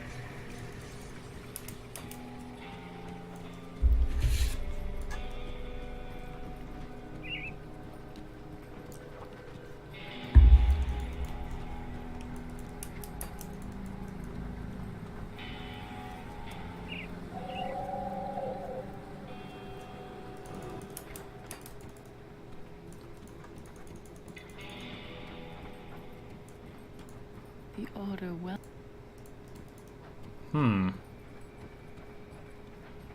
Oh, here it is. A catalyst. That's what it was. That's what I'm supposed to be doing right now. Got it.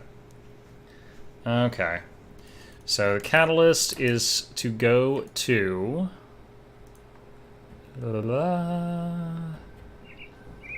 northeast of Bloodgrove near Fort Heron. I didn't mean to click that.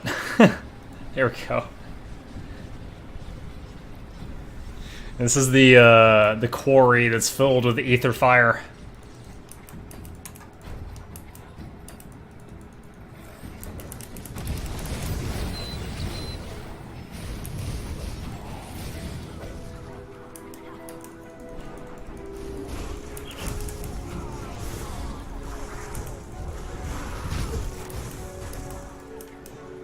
I wonder if the Blight Fiends can proc the thing that's attached to them when they use their spells, or only when they do like a melee hit.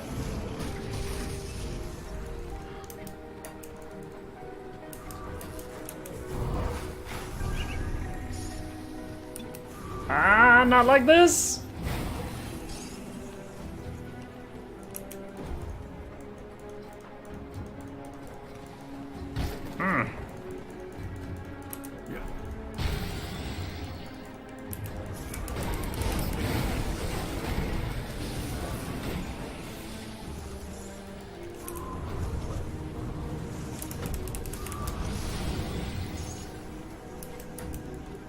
Oh wait, that was a shard. We have like no shards. We need that. The crystals are not worth running the fire for very long for. Because I've got like 300 of those. Shards, I'm about out.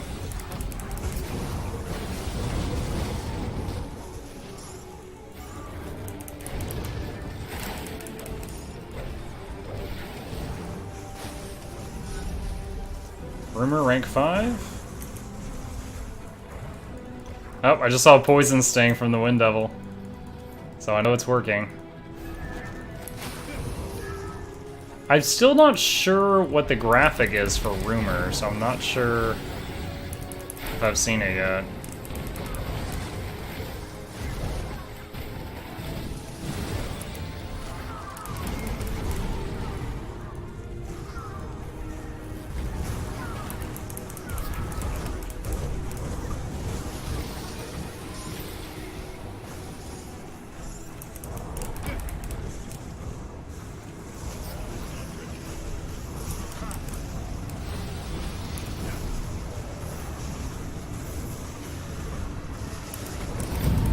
Ouch.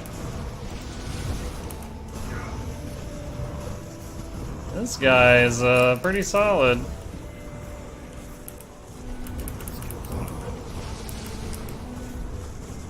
Come on, man. Goodness gracious. Alright, there's the essence we needed. As well as the blueprint. That's nice.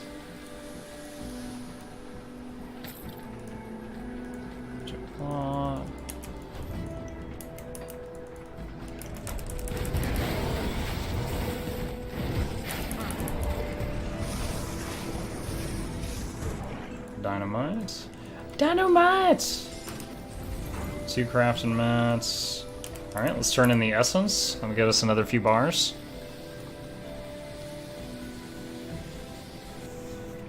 Depending on how many quests we come across, getting 100 might happen tonight. I'm kind of surprised by that, because we were like 92.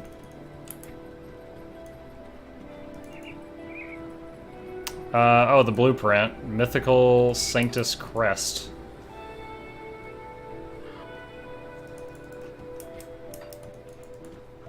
Alright, here's the essence, the keeper, Alright, let's go talk to the keeper. I think she wants the thing at Fort Icon, if I remember right. Yes. Yes, she does. City of Justice. Yeah. Don't need, don't need, don't need.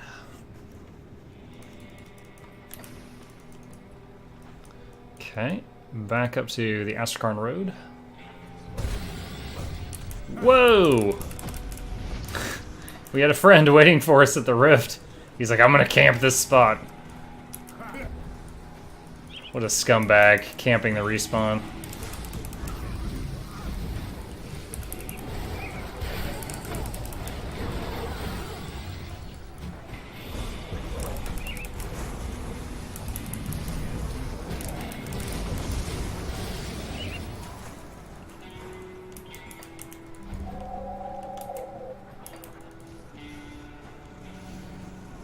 XP potion still active? Yes, it is.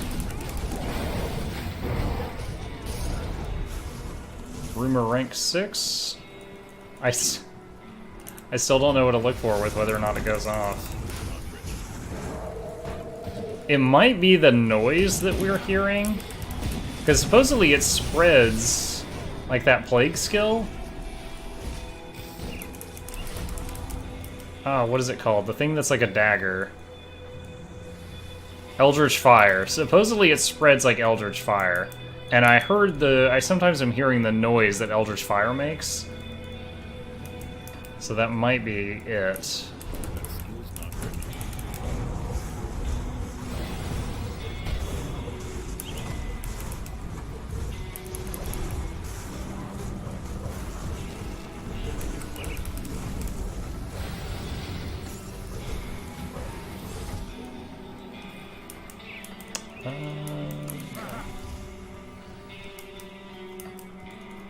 Astrakarn Valley.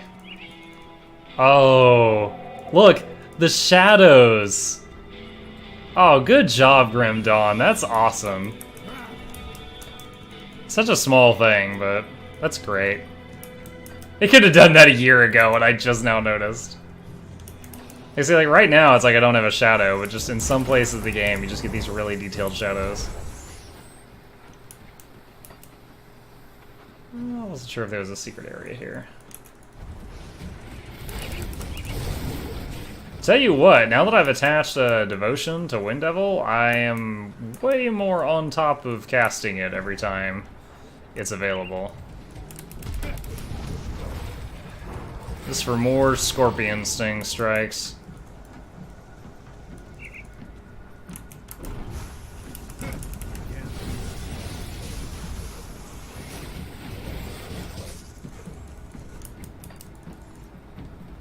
When you start off, do you play normal or veteran? I always do veteran. I mean, at this point, that feels normal to me because I've been doing it for so long.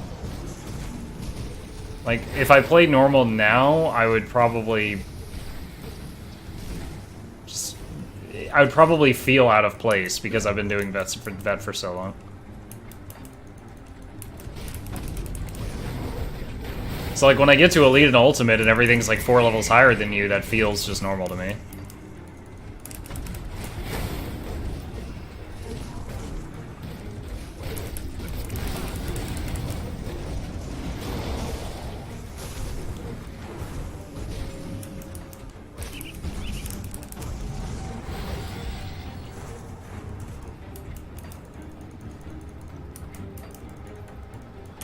Ooh, got a big boy here. What's your deal?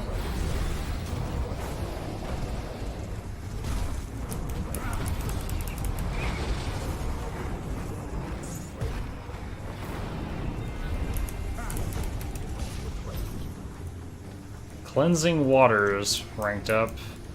That one I care the least about because I'm not doing it. Like, you're supposed to attach it to a skill that you're not really using often and only use it when you need to dispel something. I've got it attached to a skill that I'm spamming, so it is getting XP and leveling, but I'm using it at the weirdest moments, so probably 9 times out of 10 or more, it's dispelling when we don't need to dispel.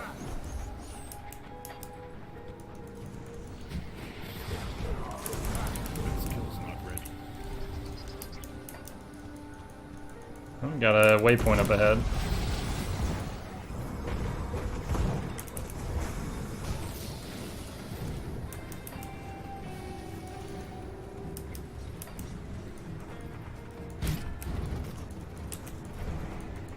Does Dispel cancel bleeds and stuns? No, I don't think so. I think Dispel cancels buffs, because I've gotten hit. I've had times when I look down and all my buffs are gone, and I think one of the mobs dispelled me.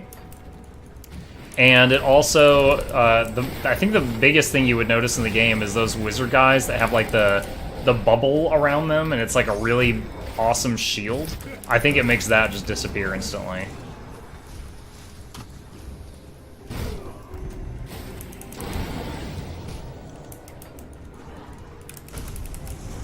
So I don't know how many mobs in the game have like magic buffs up, but I know it gets rid of those because it happens to me.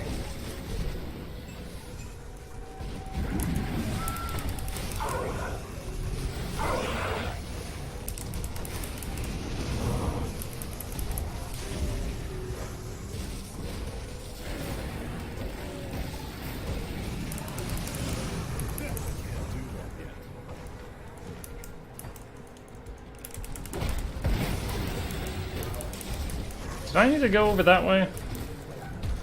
I don't remember. Oh, no, no, no. I know where I'm at. This is fine.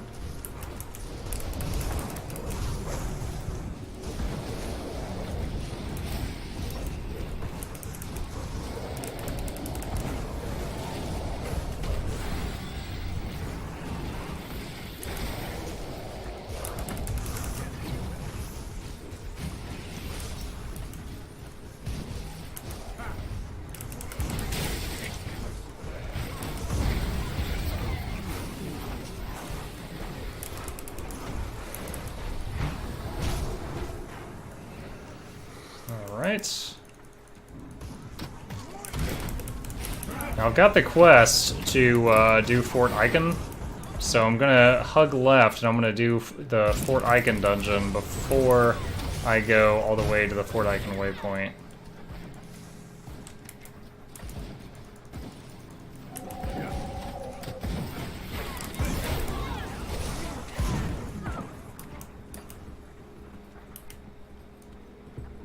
Oh, I leveled again. Let's get more health. More health, more health. What is Murmur up to now? Or Rumor. -10 to poison and acid, -10 cold, minus offense, and it does cold and acid. Minor cold and acid. The minus resistances result in more damage being done than the raw damage on that. Because the minus resistances enhances the damage of all the other things.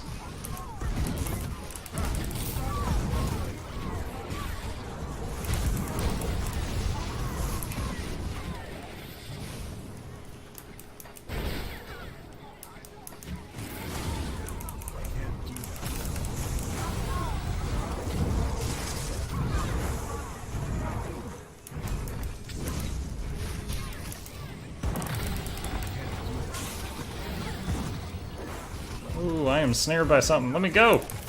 My legs!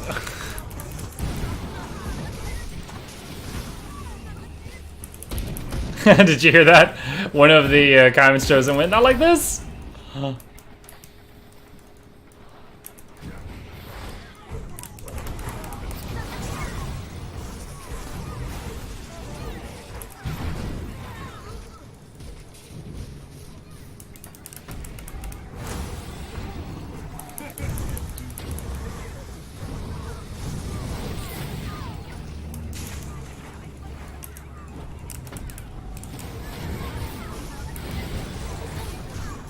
Ooh, I think I just saw a 33k crit from the Primal Spirit.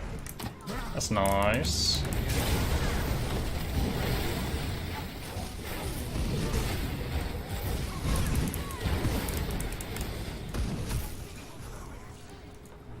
Scavenge plate, secret wall.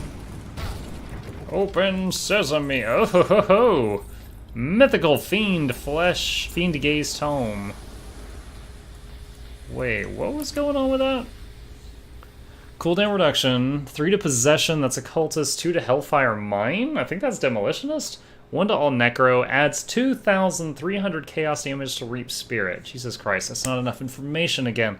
So Reap Spirit does a dot on a target and summons a mob. I don't know if that adds damage to the summoned mob or if it's adding damage to the dot portion or both. 43% of physical damage is converted to chaos for all pets.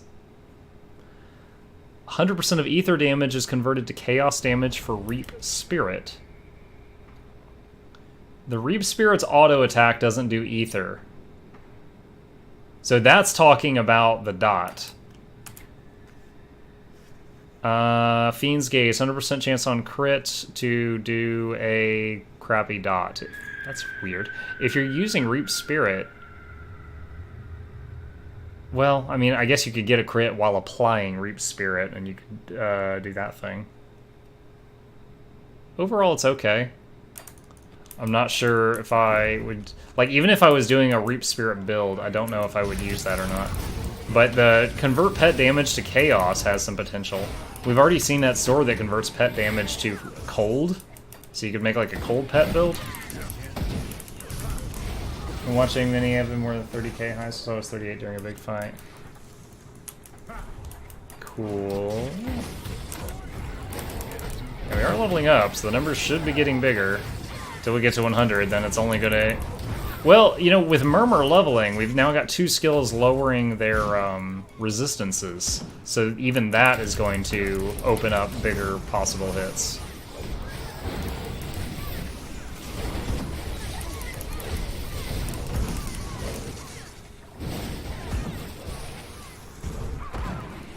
Oh, 40k.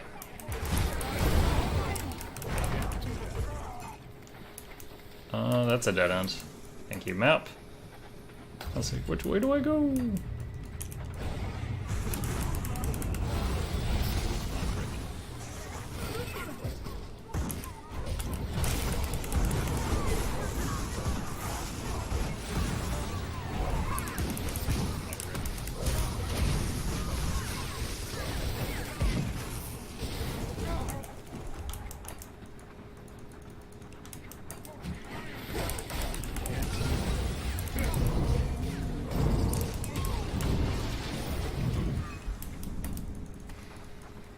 Alright, crypt entrance.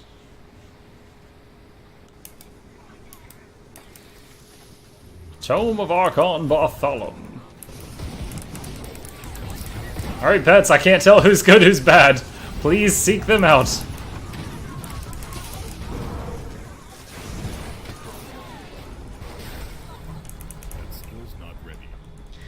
Yeah, my last time that we were fighting Kaiman's Chosen, I was so used to being on the same side as them, and I was just like walking past them, and then they would shoot me, and I was like, ah! Because my last character did that. And I was like, I am not used to being the enemy of the white guys, and I was referring to the Kaiman's Chosen because they're in white robes when I said that.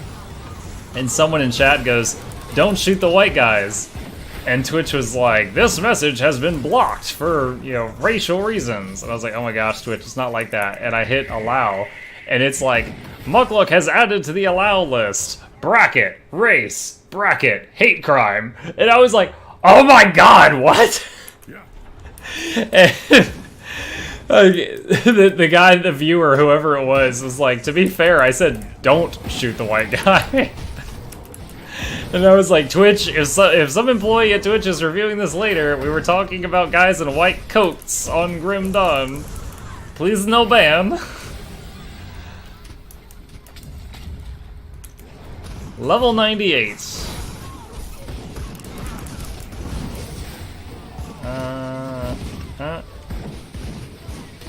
17,555 health.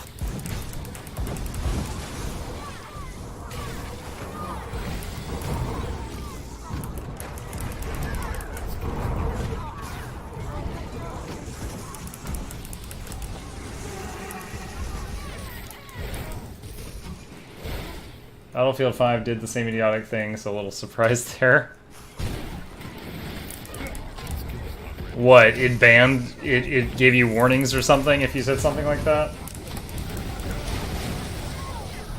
That was the first of our streams you watched? Well, clearly I know what hooked you. Jeez. It's like, Mukluk allows racism, and you're like, I like this guy, I'll be back. And he's been a disappointment ever since. Wait, if we just crumbled down a secret wall, why was there a Kaiman's Chosen inside? Does not compute.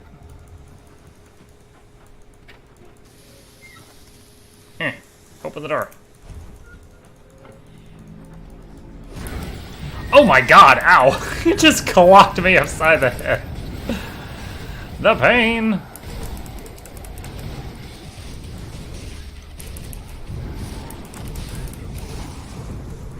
Leave me alone, Bartholom. Jesus.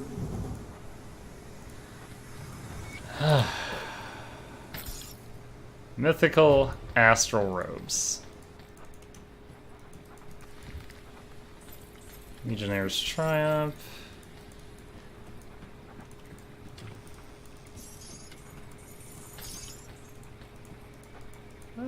Pick up the lodestone. Pick up the blading.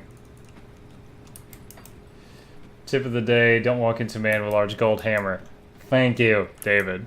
Could have used the tip earlier, but, you know, luckily, I did figure it out. Alright, we're now in the secret level of the Lost Tomb of the Damned. Or the Durned, if you prefer.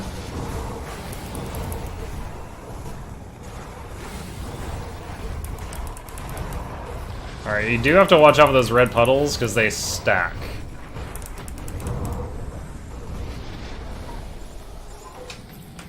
They do stack. Give me just a second, folks.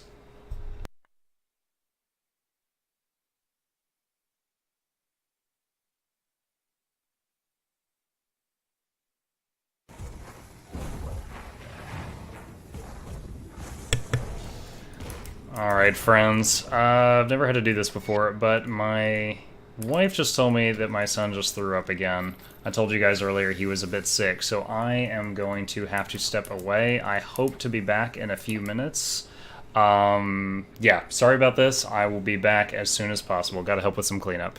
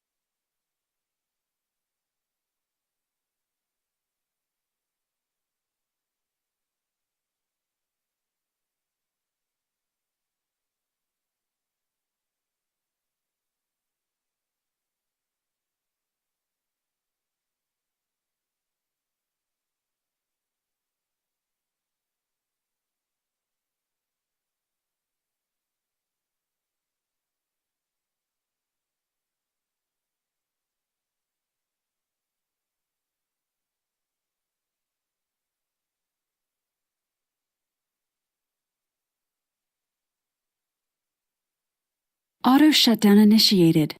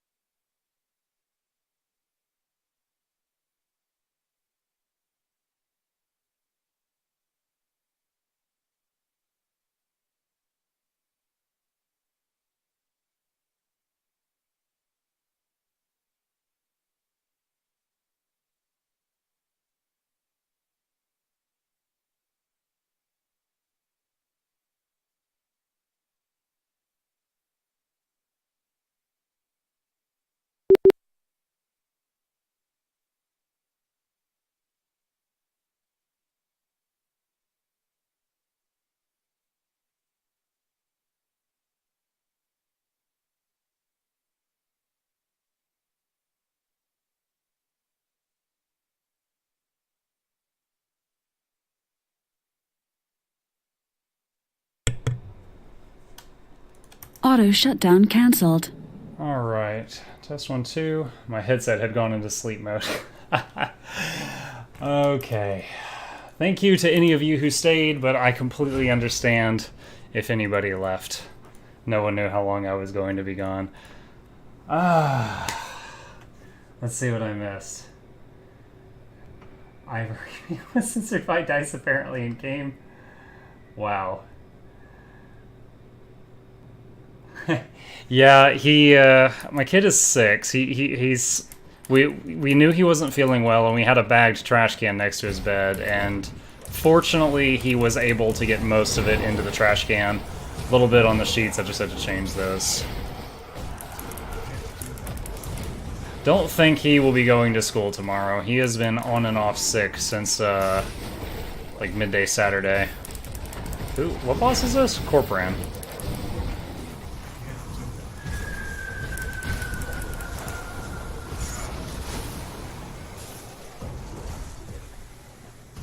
Ooh. I've used that on multiple characters. I'm not sure. He was kind of out of sorts today. Like, you know when a kid is just like a little sick and they have no energy and they just want to like lie around all day. It's not so much napping, but they just kind of want to lie around all day. That was him today. Nakrothan the Timeless. So, I mean, I don't want to go into too much detail because I'm not trying to gross people out, but there's been a few other things besides the getting sick. Oh, okay, I know a way I can say it. He's basically no longer potty trained right now. There's a lot of that, as well as the occasional throwing up when he's not helping it. But if he's conscious, he's smart enough to aim for a trash can if he can get there in time. The worst one was, I think it was Friday night. He was sitting on the sofa, and he threw up. And then my wife's like, Michael, help. And I went running over there, and he's like, I'm gonna throw up again. And I look around, and there's no trash can within like 20 feet of me. And I was like, all right, I'm gonna, in my head, I'm like, I'm just gonna rush him to the bathroom. It'll take 5 seconds. And I reach over the sofa, grab him under the arms, and I turn around, and it's like 5 feet to the bathroom. And when I pick him up and turn, he fires the second blast, and I literally coat half the room when I spin him. And I was filled with regret. It would have been easier to clean up if I had just let him barf in his lap. I was like, oh my gosh. And one person on stream that night was like, you know, if you were a professional, you would have just caught it with your hands. I was like, I would have been willing to catch it with my hands. The volume would not have been able to fit in my hands. It was one of those things where you look at it and you're like, how did that fit inside that tiny human?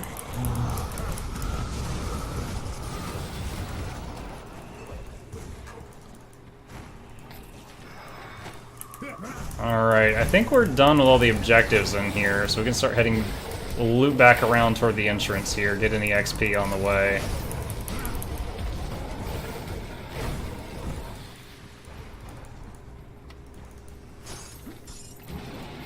Ow. Guy like threw a dart or a knife at me or something. Some kind of ranged physical attack at me.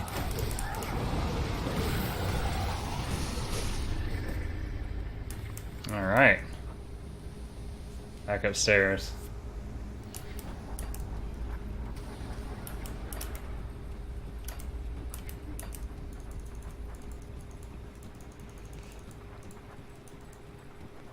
Alright, so this will take us back up to the entrance of Fort Icon, and then we can head outside and start heading toward the waypoint.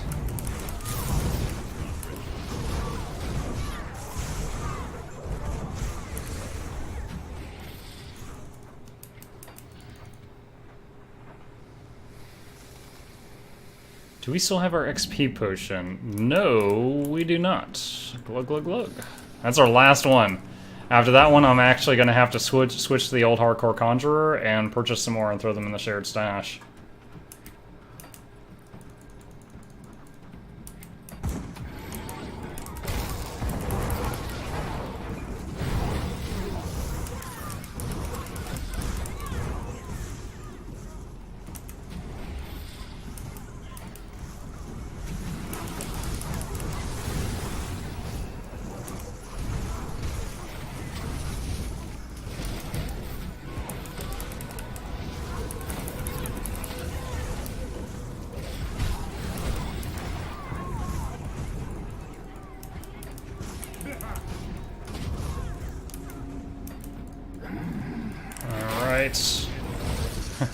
I don't know how this Fort Icon is so many structures. We're almost to the 40th part of Fort Icon.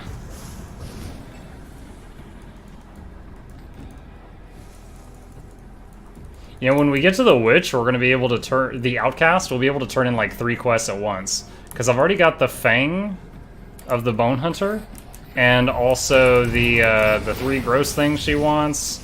And also just meeting her as a quest. So that'll be a lot of XP.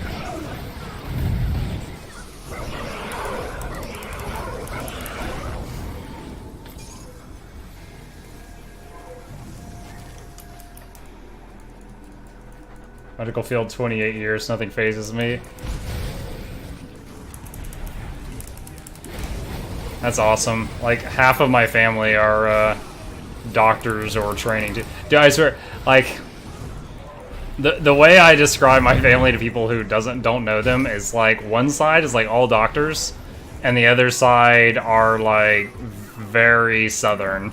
Like, not quite like trailer trash or anything like that, but they're right above. Right above.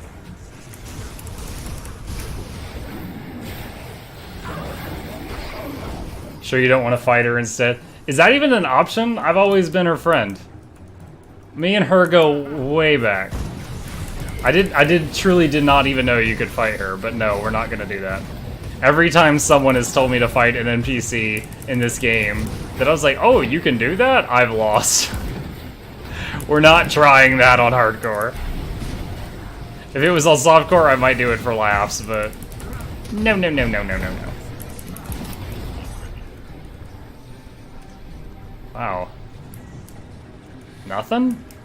That was a disappointing bunch of champion mobs. See anything you like?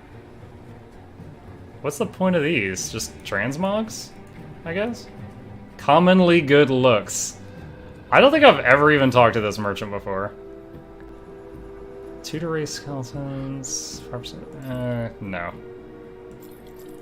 I literally don't think I've ever talked to this merchant before.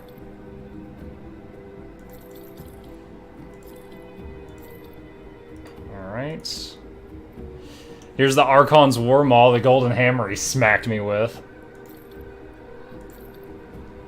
So Gore Feast. Gore Feast is good, because +1 to all skills and Shaman, but really nothing else on it helps me right now. Let's see.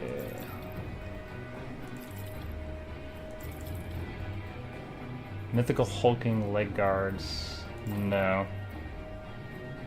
No. No. I'm at the point where I wonder if I should just start picking up green rings and medals. I'm so torn, because I've seen a couple of greens that have like +4 to a skill, which is ridiculous, but they're very rare.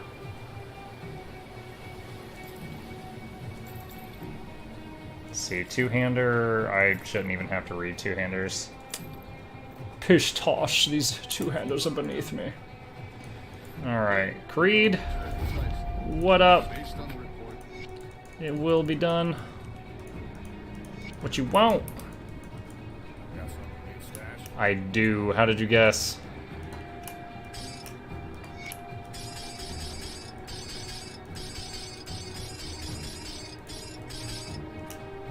Oh, I need to sell that.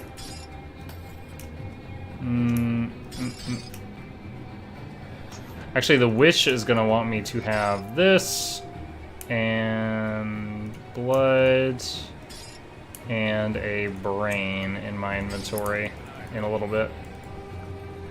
What do you need? And random bounty, sure, why not? Alright, let's go turn in the quest Sorrow's Bastion and get the next one, and then do all this at once. It's an option, but not a fun one. I like fun options, though. They're my favorite.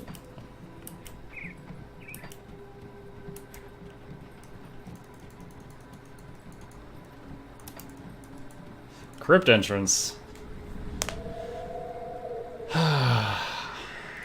It bugs me that you can't use your portals in here. It just makes you walk outside. There's no good reason for it.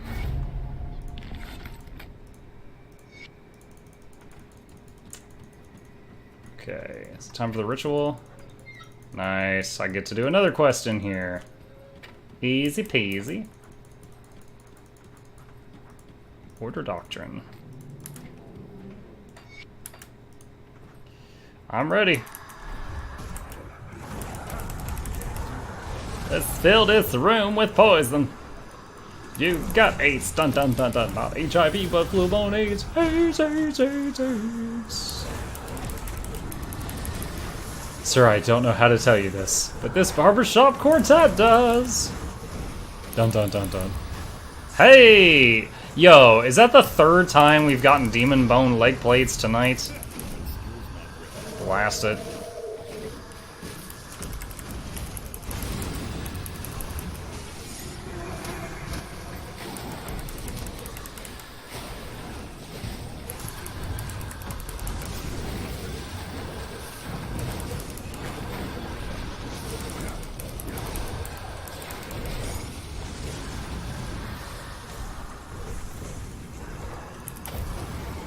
Oh god! Whoa, half health! Okay, hold on. We lost the Briarthorn. That guy did some kind of freezy death. And there it is again. Ooh. Mythical Demon Bone. Mark of Infernal Misery. Mythical Cruel Edge. Okay. Alright, we finished that quest. Service Beyond Death, speak to the Keeper of Tomes. Okay, that's where we turn it in. Hello. What? One hand range. It's a gun with shaman skills and converts your physical damage to lightning damage. 30% chance on crit to fire more lightning.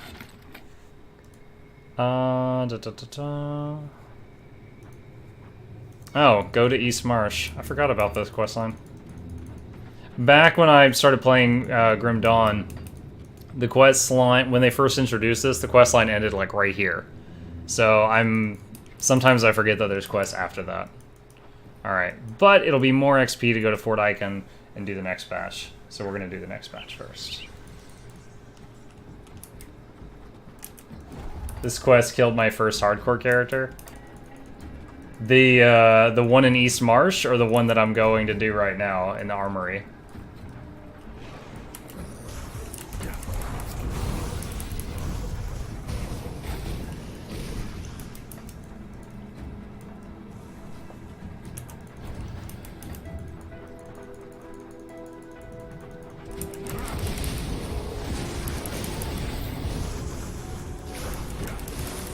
The one in East Marsh by random mob that wasn't even quest related. Oh, that hurts. I mean, if you're gonna die, you want it to be to something extraordinary. The Loghorrean and I wrestled for hours, and he finally got the best of me when he was almost dead.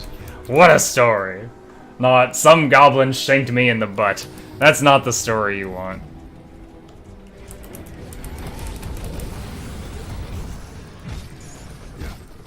Mutagenic Ichor.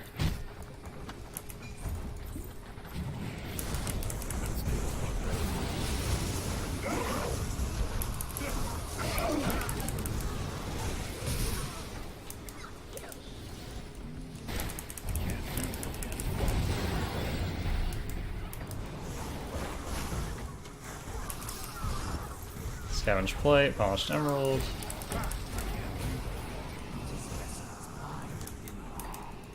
Wonder if I could just make a habit to just read the green items as I'm passing them to look for good ones. Wonder if that would be more time saved or more time lost. Unless you're into getting shanked in the butt by a goblin. Hey, I talked about that Goblin Slayer manga the other day. Watch goblins get gored in high definition.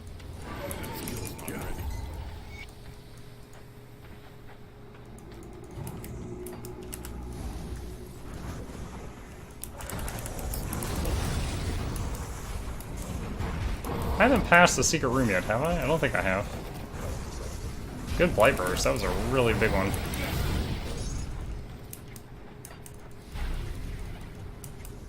No, that's the secret room right there. We're fine. Oh, I never noticed this. Like, there's supposed to be a door here, but this, like, artillery gun has been pushed in the way, and now it's blocked. Rumor has reached rank 9.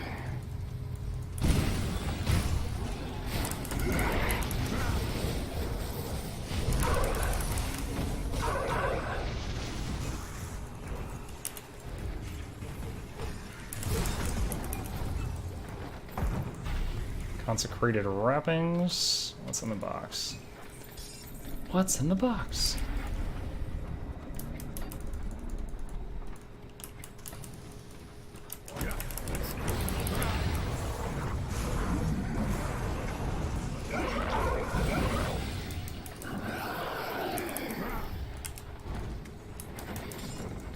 Polished emerald.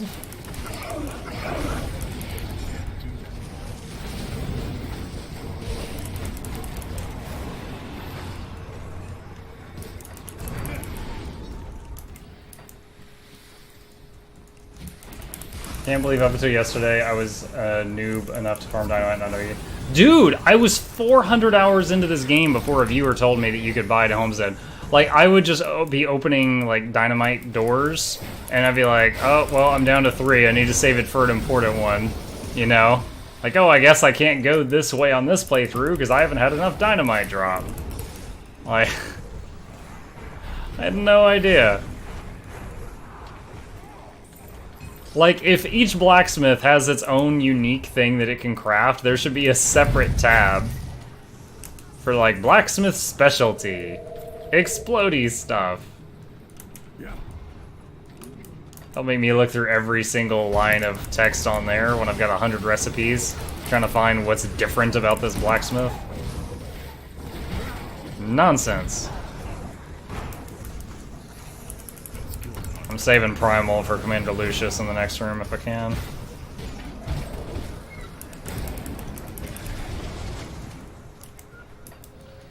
Here we go.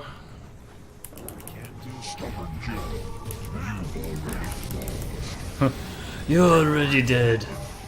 Nani?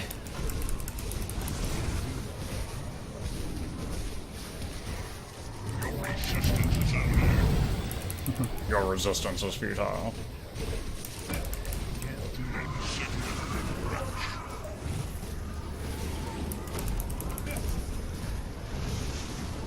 Come on, guys, mess him up.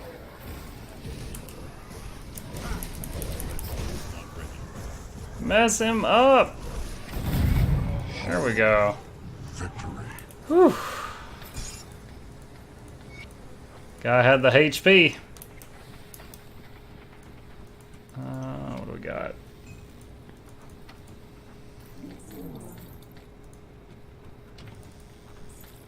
Ring of the Void. Alright. That skill's not ready.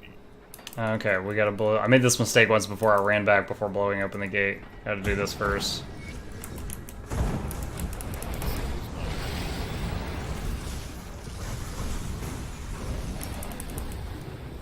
Mutagenic Ecker. Alright, so we're about to turn in, like, blow open the doors, bring back the supplies, meet the witch, give the witch gross stuff, give the witch the fang. I don't think that's going to get me all the way to 100. But I think we're going to get, like, halfway there. Good work down there. Cannot simply march our forces. Go to the necropolis. Here's the supplies. What? You have a witch in your basement? Who keeps witches in their basement?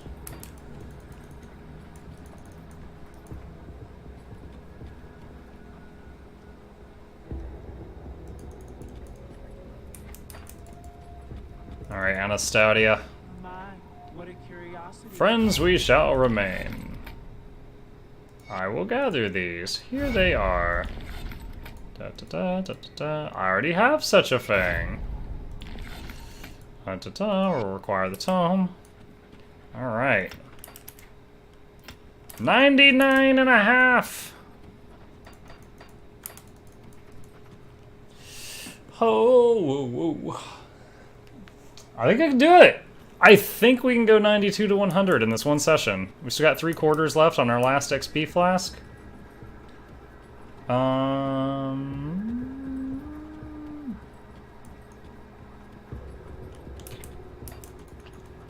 guess I'll just keep going toward the necropolis. Oh my gosh! These guys hiding under the bridge. I couldn't see them. Do you ever play with mods? I've never played with mods in Grim Dawn.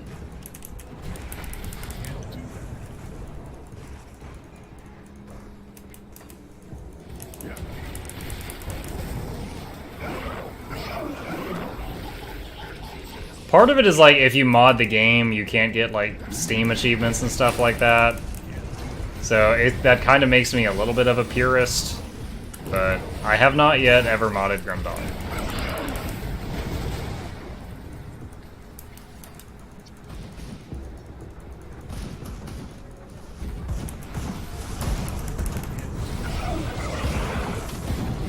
Alright, there's a chthonic rift out here somewhere. Ah, let's not die to the mines. That would be such a dumb way to go.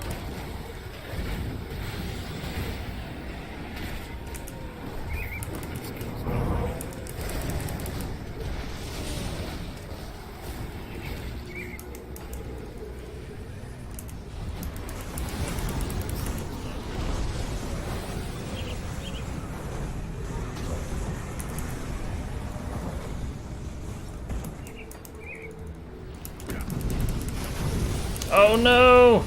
Potion! My pet triggered 2 mines, but I was close enough that they splashed me. Damn it, like Primal just did. Mythical... God! Dang it, ow. I'm like wincing IRL over this behavior. These pets rack discipline. That was a 38k smack. Oh, those aren't enemies. I'm like, attack! What's going on? Those are guards. I almost got myself killed watching you almost get yourself killed. Are you playing hardcore, Doof? Because that makes it better and or worse.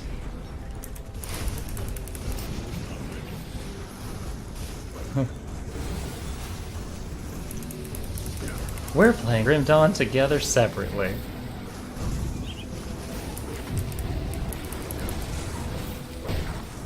Always hardcore. Oh my gosh. Change your name. Doof HC.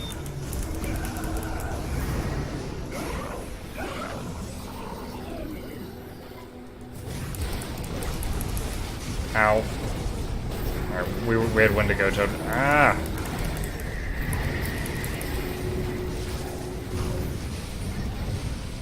Okay, we're okay. This goes back to one of the pros of this build. There's only one pet health bar I actually have to care about. The other pets can die if they need to, because I'm constantly replacing them. But they honestly hardly ever die because they're beefy and Wendigo Totem. That time I was smart enough to use pet attack to send them through all those mines ahead of me. Ow.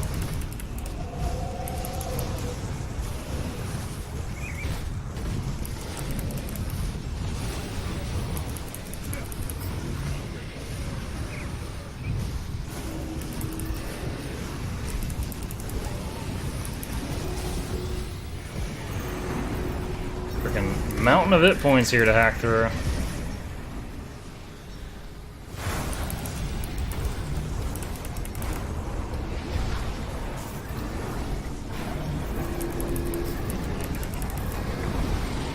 It's kind of funny when my pets are in front of me attacking one thing, and then something aggroes me from the rear, and one of them does a blight burst, and it just goes clear back there and kills it. I'm like, oh, thank you. Ow.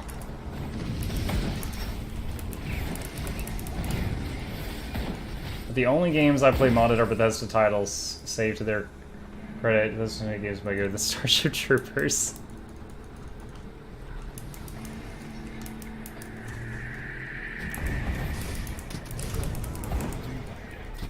Ah, there's the rift. Rifts usually give a lot of XP. Let's do it. We're gonna want the point from this at some point anyway. Two objectives in here. Find the exit and get the... Ow. Get the quest item.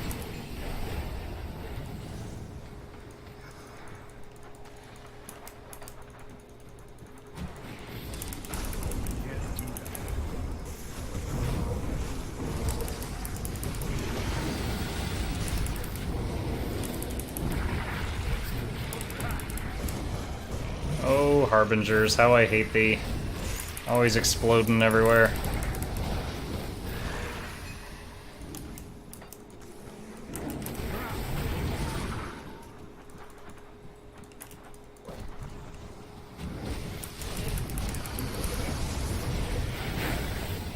Teach me how to rift. I'm too scared to go in these. Well, just, you can watch.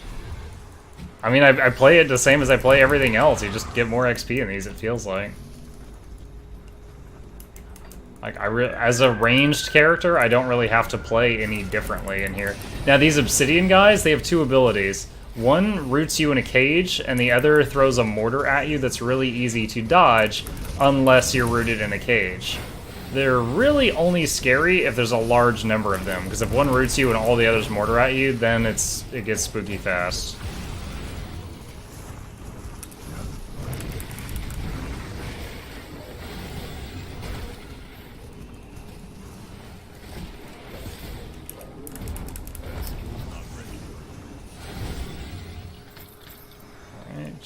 Let's see, got 3 crafting mats from that fella.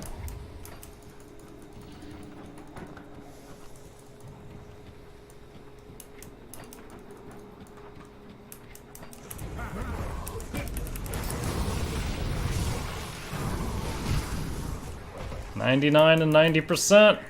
Let's not die now.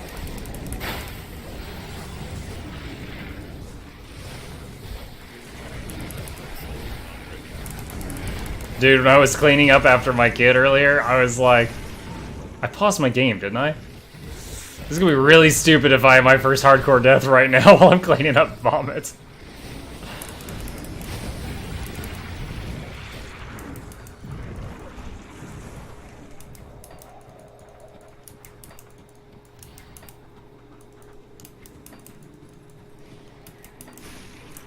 Hey, there's our quest item. Now we just need to find the exit.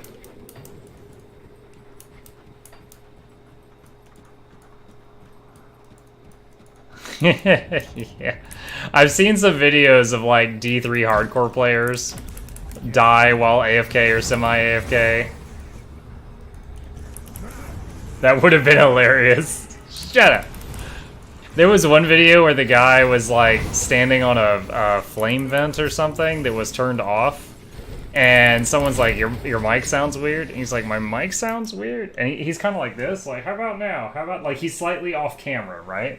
And he's messing with, I presume, cords or something, and like the flame vent came back on, and like a couple of bats were hitting him, and his character was like, and they're like, oh, wake up, you're getting hit, wake up, and he died. And it was over like 5 or 10 seconds.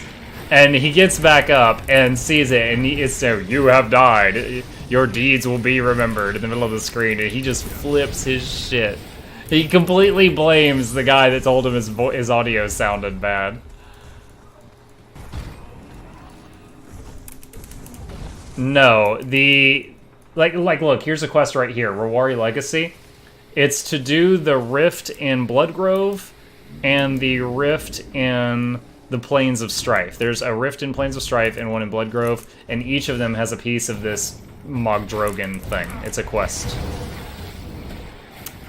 The other chthonic areas, like the entrance to the rift, might be in a random location in the Bloodgrove, but there is always a rift in the Bloodgrove. And it always has the Mogdrogan quest item in it if you have the quest. Like, the zones that have them have quests associated with them, so they're just, their entrance is in a random location. There's the bone cage, I can't move. And there's the mortar.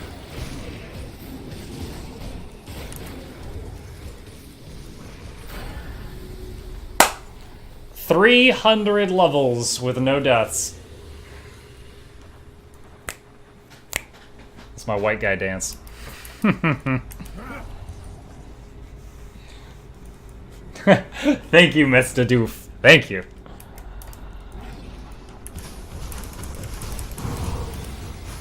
For now, we're just going to continue throwing the points into Spectral Binding. Spectral Binding does a lot of stuff that doesn't help us, but it gives us 1,100 or 1,000 health.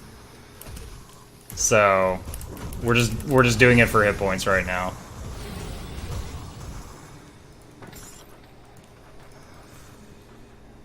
$300, yeah. So my first hardcore character, my hardcore conjurer, my softcore conjurer, and then this character. None of them have ever died. And the softcore conjurer has done the whole game on ultimate, and the crucible on normal, and the crucible on elite twice, and still has 0 deaths. Hey, Caro, and thank you. Yeah, it's been a much quieter stream than usual tonight. I'm guessing people just getting through their hangovers because they got work in the morning or something. It's crazy. You know, you hear sometimes people are like, yeah, you know, Tuesday is a bad day, or 3 o'clock is a bad time to stream. Like, I've had times where Sundays were the, like, record-breaking for me, like, literally. And I've had other times, like today, where it's just been very quiet. There's no rhyme or reason. I don't know. Oh, I gotta be careful here. So, big group of obsidian guys, like I said, if one roots you and all the others mortar, they can be terrifying.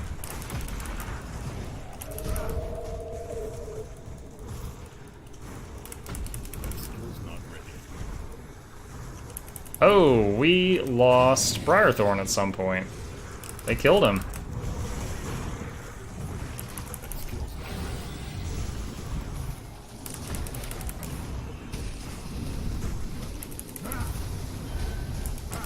Rumor has reached rank 11.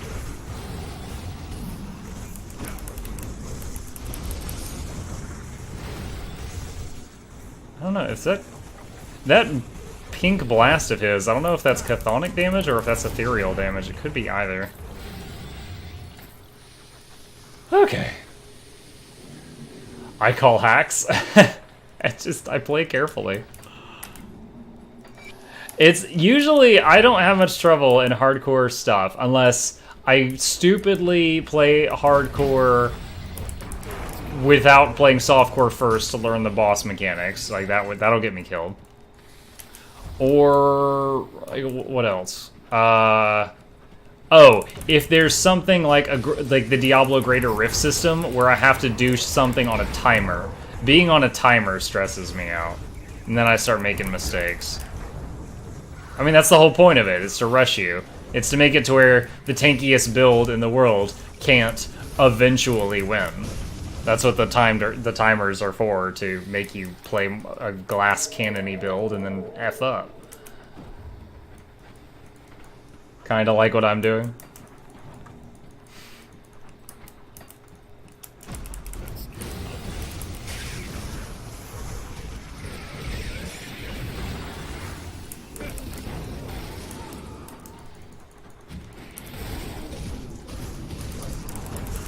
Yeah, so, okay, we're level 100. So, current gear, comparing this character to my Conjurer. Right now, I like the Conjurer more. And that's, like, they both use Primal Spirit, they both use Briarthorn. The main thing is we're comparing the Necro Mark of Torment to the Aspect of the Guardian from the Occultist, and we're comparing Blight Fiends to Ravens. And Spectral Binding, again, I guess would kind of compare to Aspect of the Guardian. I think we need to do a thing over there.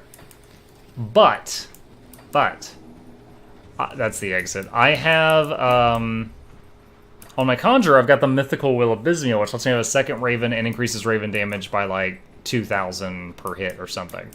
So I've got 2 Ravens, which each fire 3 bolts at a time, so 6 bolts are going out per attack.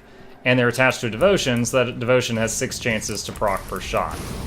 So it's really good. I have not yet found a really good mythical item to support this character, such as that helm that you guys showed me, which lets me just have like endless Blight Fiends. That would change it up.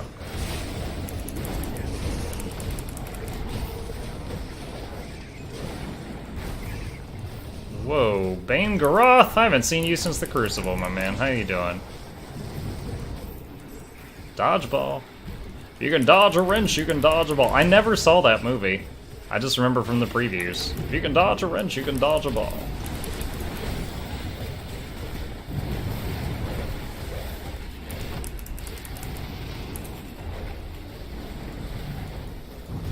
Oh, one of them hit me. Elemental resist reduction. Wow, he shreds your elemental resist when he hits you with those comets. Interesting. Mythical Blessed Cleaver of Mogdragon. Oh, that's kind of cool. Emboldening Presence, Ground Slam, 2... Physical... It adds a flat 9 physical damage to the pets? That's weird. Fills you and your nearby allies with Mogdragon's Tranquility, emboldening them and their beastly companions. Must be toggled on. Requires all 4 pieces to turn it on. Huh. I don't know that I think I've seen other pieces of that set before. I don't think I've ever seen that item before.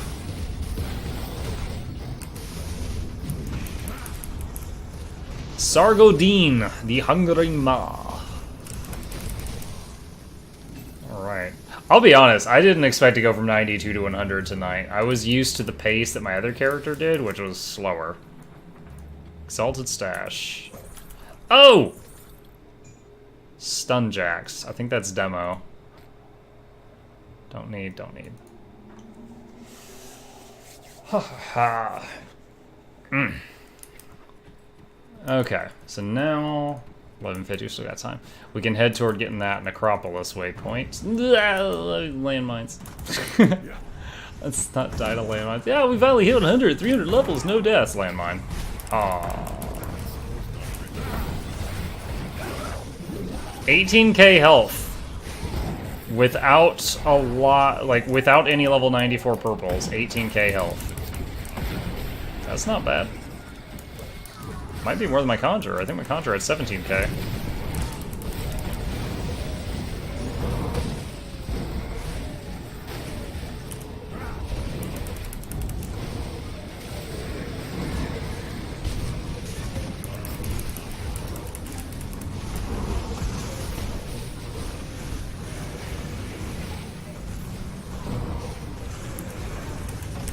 These Flesh Hulks are either resistant to poison, or they just have a crap ton of health.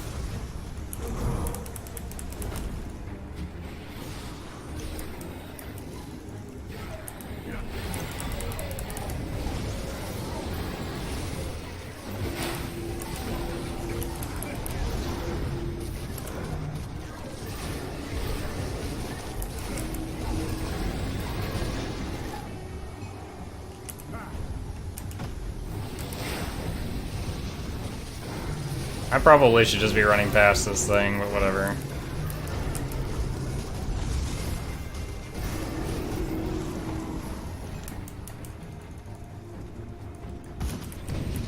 Aha, I saw those. I was like, Pets, please disarm that with your face. Thank you.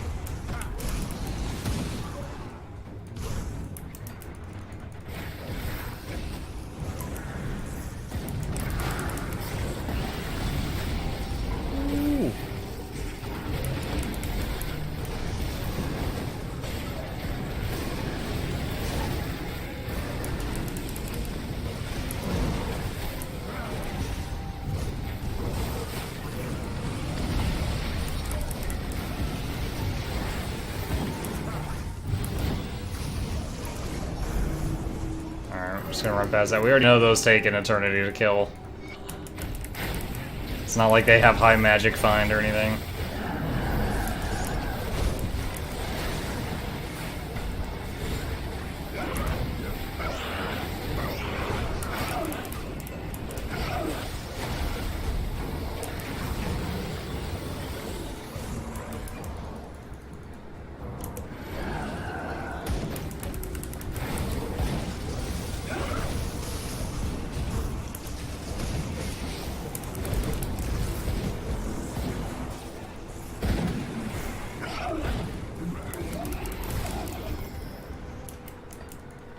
There we go. Entrance to the necropolis. What is this? I don't care. Alright, so the goal now is I'm gonna keep playing this character until he has enough Malmouth rep to buy XP potions, or dies. And once he can, if this character is not changed at all, I'll probably farm on the Conjurer for gear for either of them. And then start doing the risky stuff that you guys will probably want to see more. Like hardcore crucibles and stuff like that. Or the secret quest lines.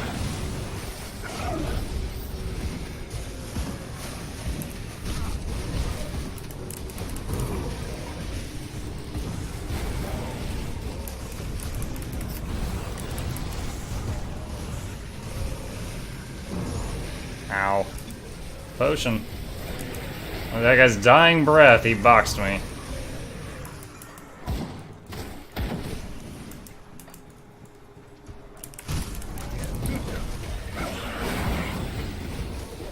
Ooh, those guys are not resistant to poison. Half of them just went ragdolling away as soon as it did the burst.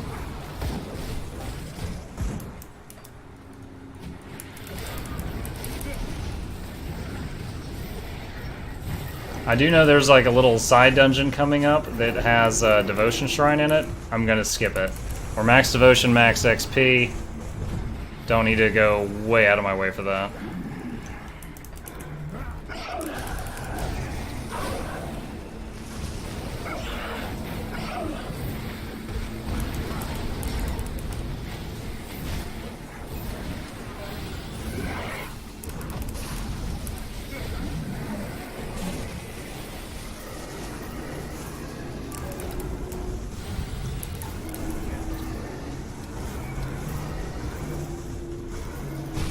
These mobs would be more tolerable if you could hit them during the transition. The fact that they're invulnerable while they're uprooting is just kind of, eh.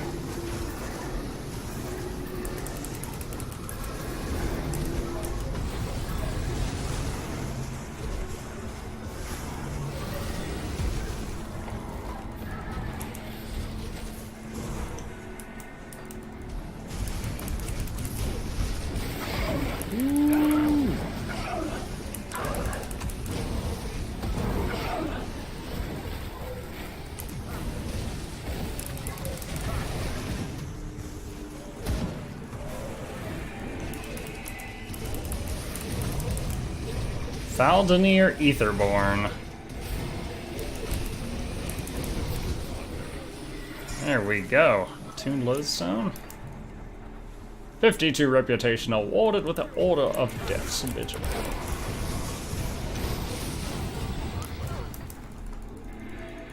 Gates of the... Alright, so that's this little side dungeon that I know has a devotion at the bottom. I'm gonna skip that.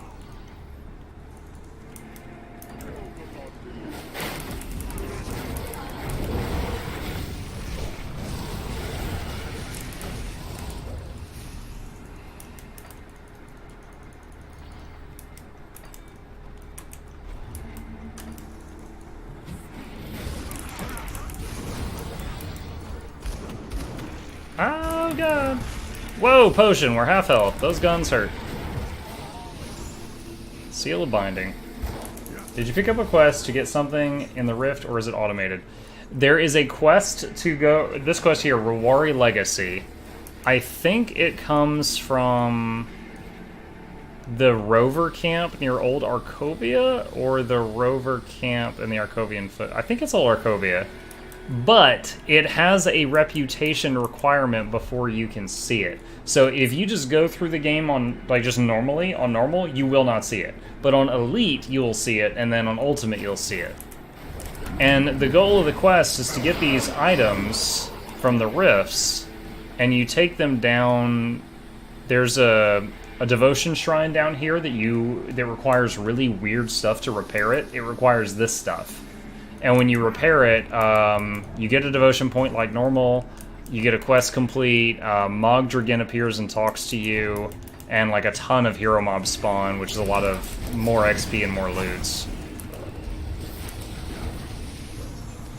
Yeah, there's a handful of quests that have rep requirements, so when you're going through the game on normal, if you don't backtrack at all, you will not see the quest until you get to Elite mode. Ow.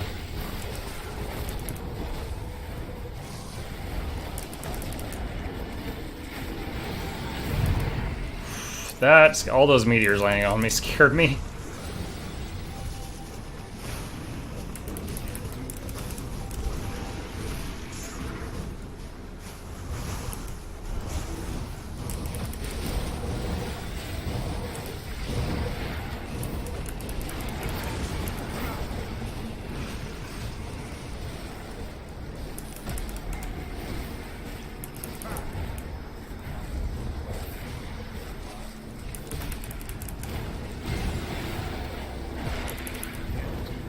I think they actually killed my primal spirit. It's the first time that's happened since I don't know when.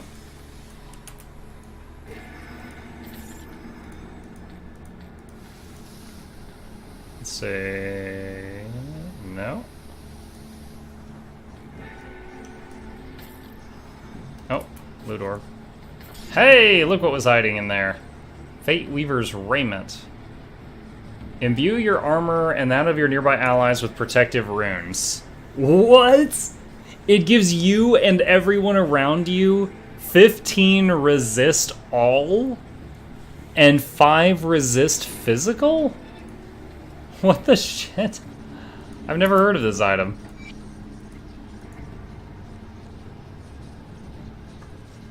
Stormcaller's Pact, Flashbang, Elemental Bounce. It's unfortunate that I don't care about any of those skills. Those resistances are sick.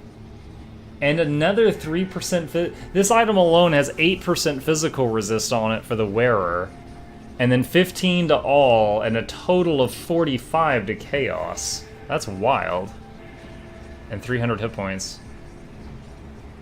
That's cool. Took me long enough. You were waiting in town. Oh, and it is right at 12:02. Alright, let's go clear this stuff out. Get the bags all nice and tidy.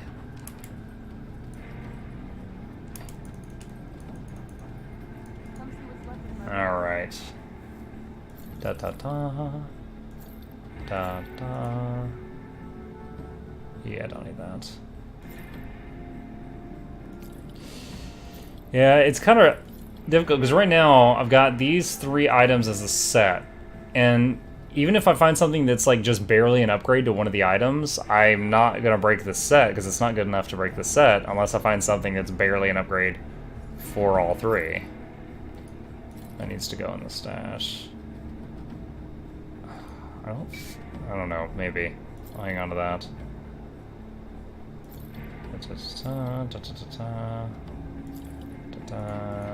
Empty, good. Save the axes. Hang on to this. What is that? It's like a lightning build? Something? Iron Swire Grasping Vines. It's like a bleed build.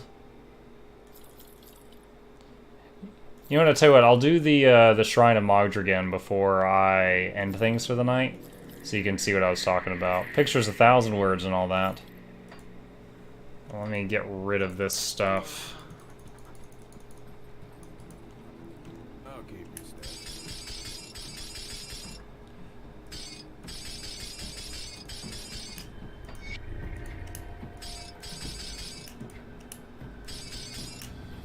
Alright. Don't have any room.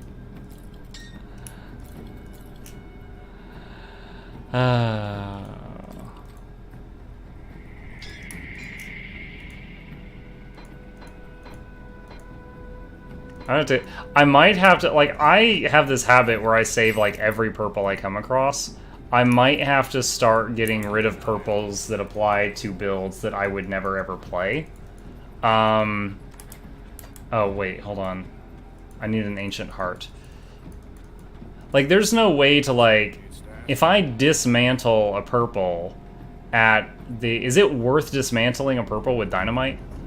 That's kind of the end question I'm going for here.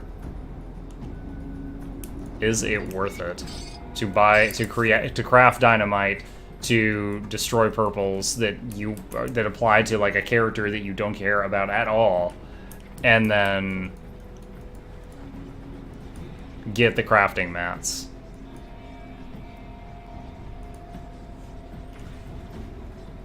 The converter that's coming takes an item that's part of a set and makes it a different item that is part of the same set.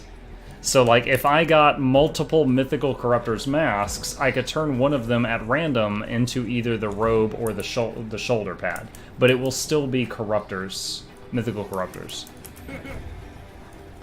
So it's, to my knowledge, that converter doesn't help with purples that are of spec that you don't care about.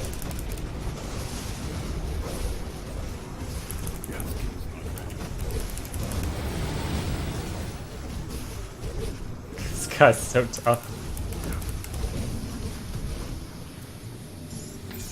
Ancient Heart, that's cool.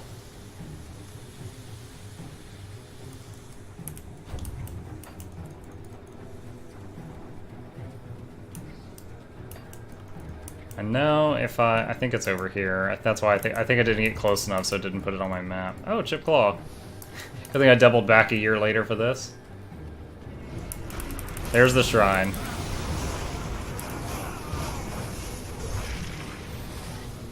Alright, so check this out. You on the shrine, it requires the weird items from the rifts as well as a heart. You offer it, it looks like it cleanses, and then a second later you get ambushed. Scared the hell, like, it's like, come pick up this loot. Gotcha! Oh, man.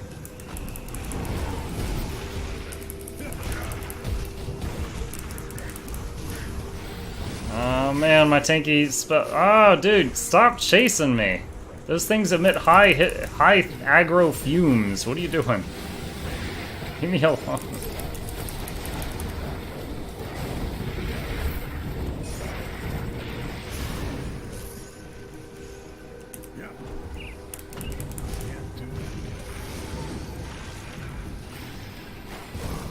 Oh, here's the next wave. Oh, I'm stuck!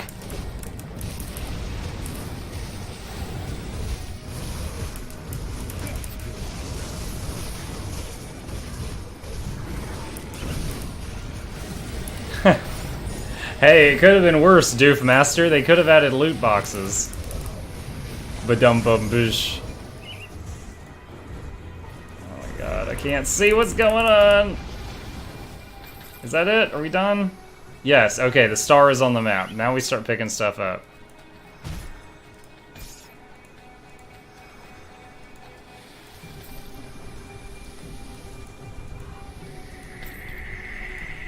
Let's say ta-ta, ta-ta.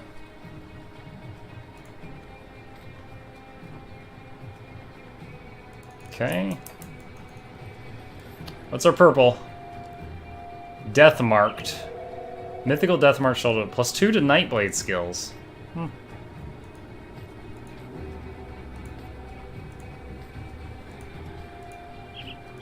Okay, epaulets. No, no, no. Maybe. Alright. So see, here's Mogdragon, the witch god. Alright. I'll do this so we can see him. You can pick a fight with him, and there's an achievement to fight him. But he has like... He's got like 30 million health, I think. Which that alone's not terrible. But he has 99% physical and all resistances. And the last time I tried to fight him was on my Kabbalist, and I had Curse of Frailty, which is what I used to lower the physical resistance of mobs for my physical damage pets, but I could not land the Curse of Frailty on him. Like, the Curse had a 99% chance to be resisted because of his resistances, so I couldn't land the resistance-reducing spell on the mob. Alright, there's our devotion point, rep, some stuff, and that's the quest complete for doing the shrine. Alright. Let's head on back. So tomorrow, unless I choose to play Kingmaker, the next time I get on this character, the first thing we're doing is attempting Ultimate Hardcore Loghorrean. Let's see, don't need that. That's purple, let's hang on to that. No. No.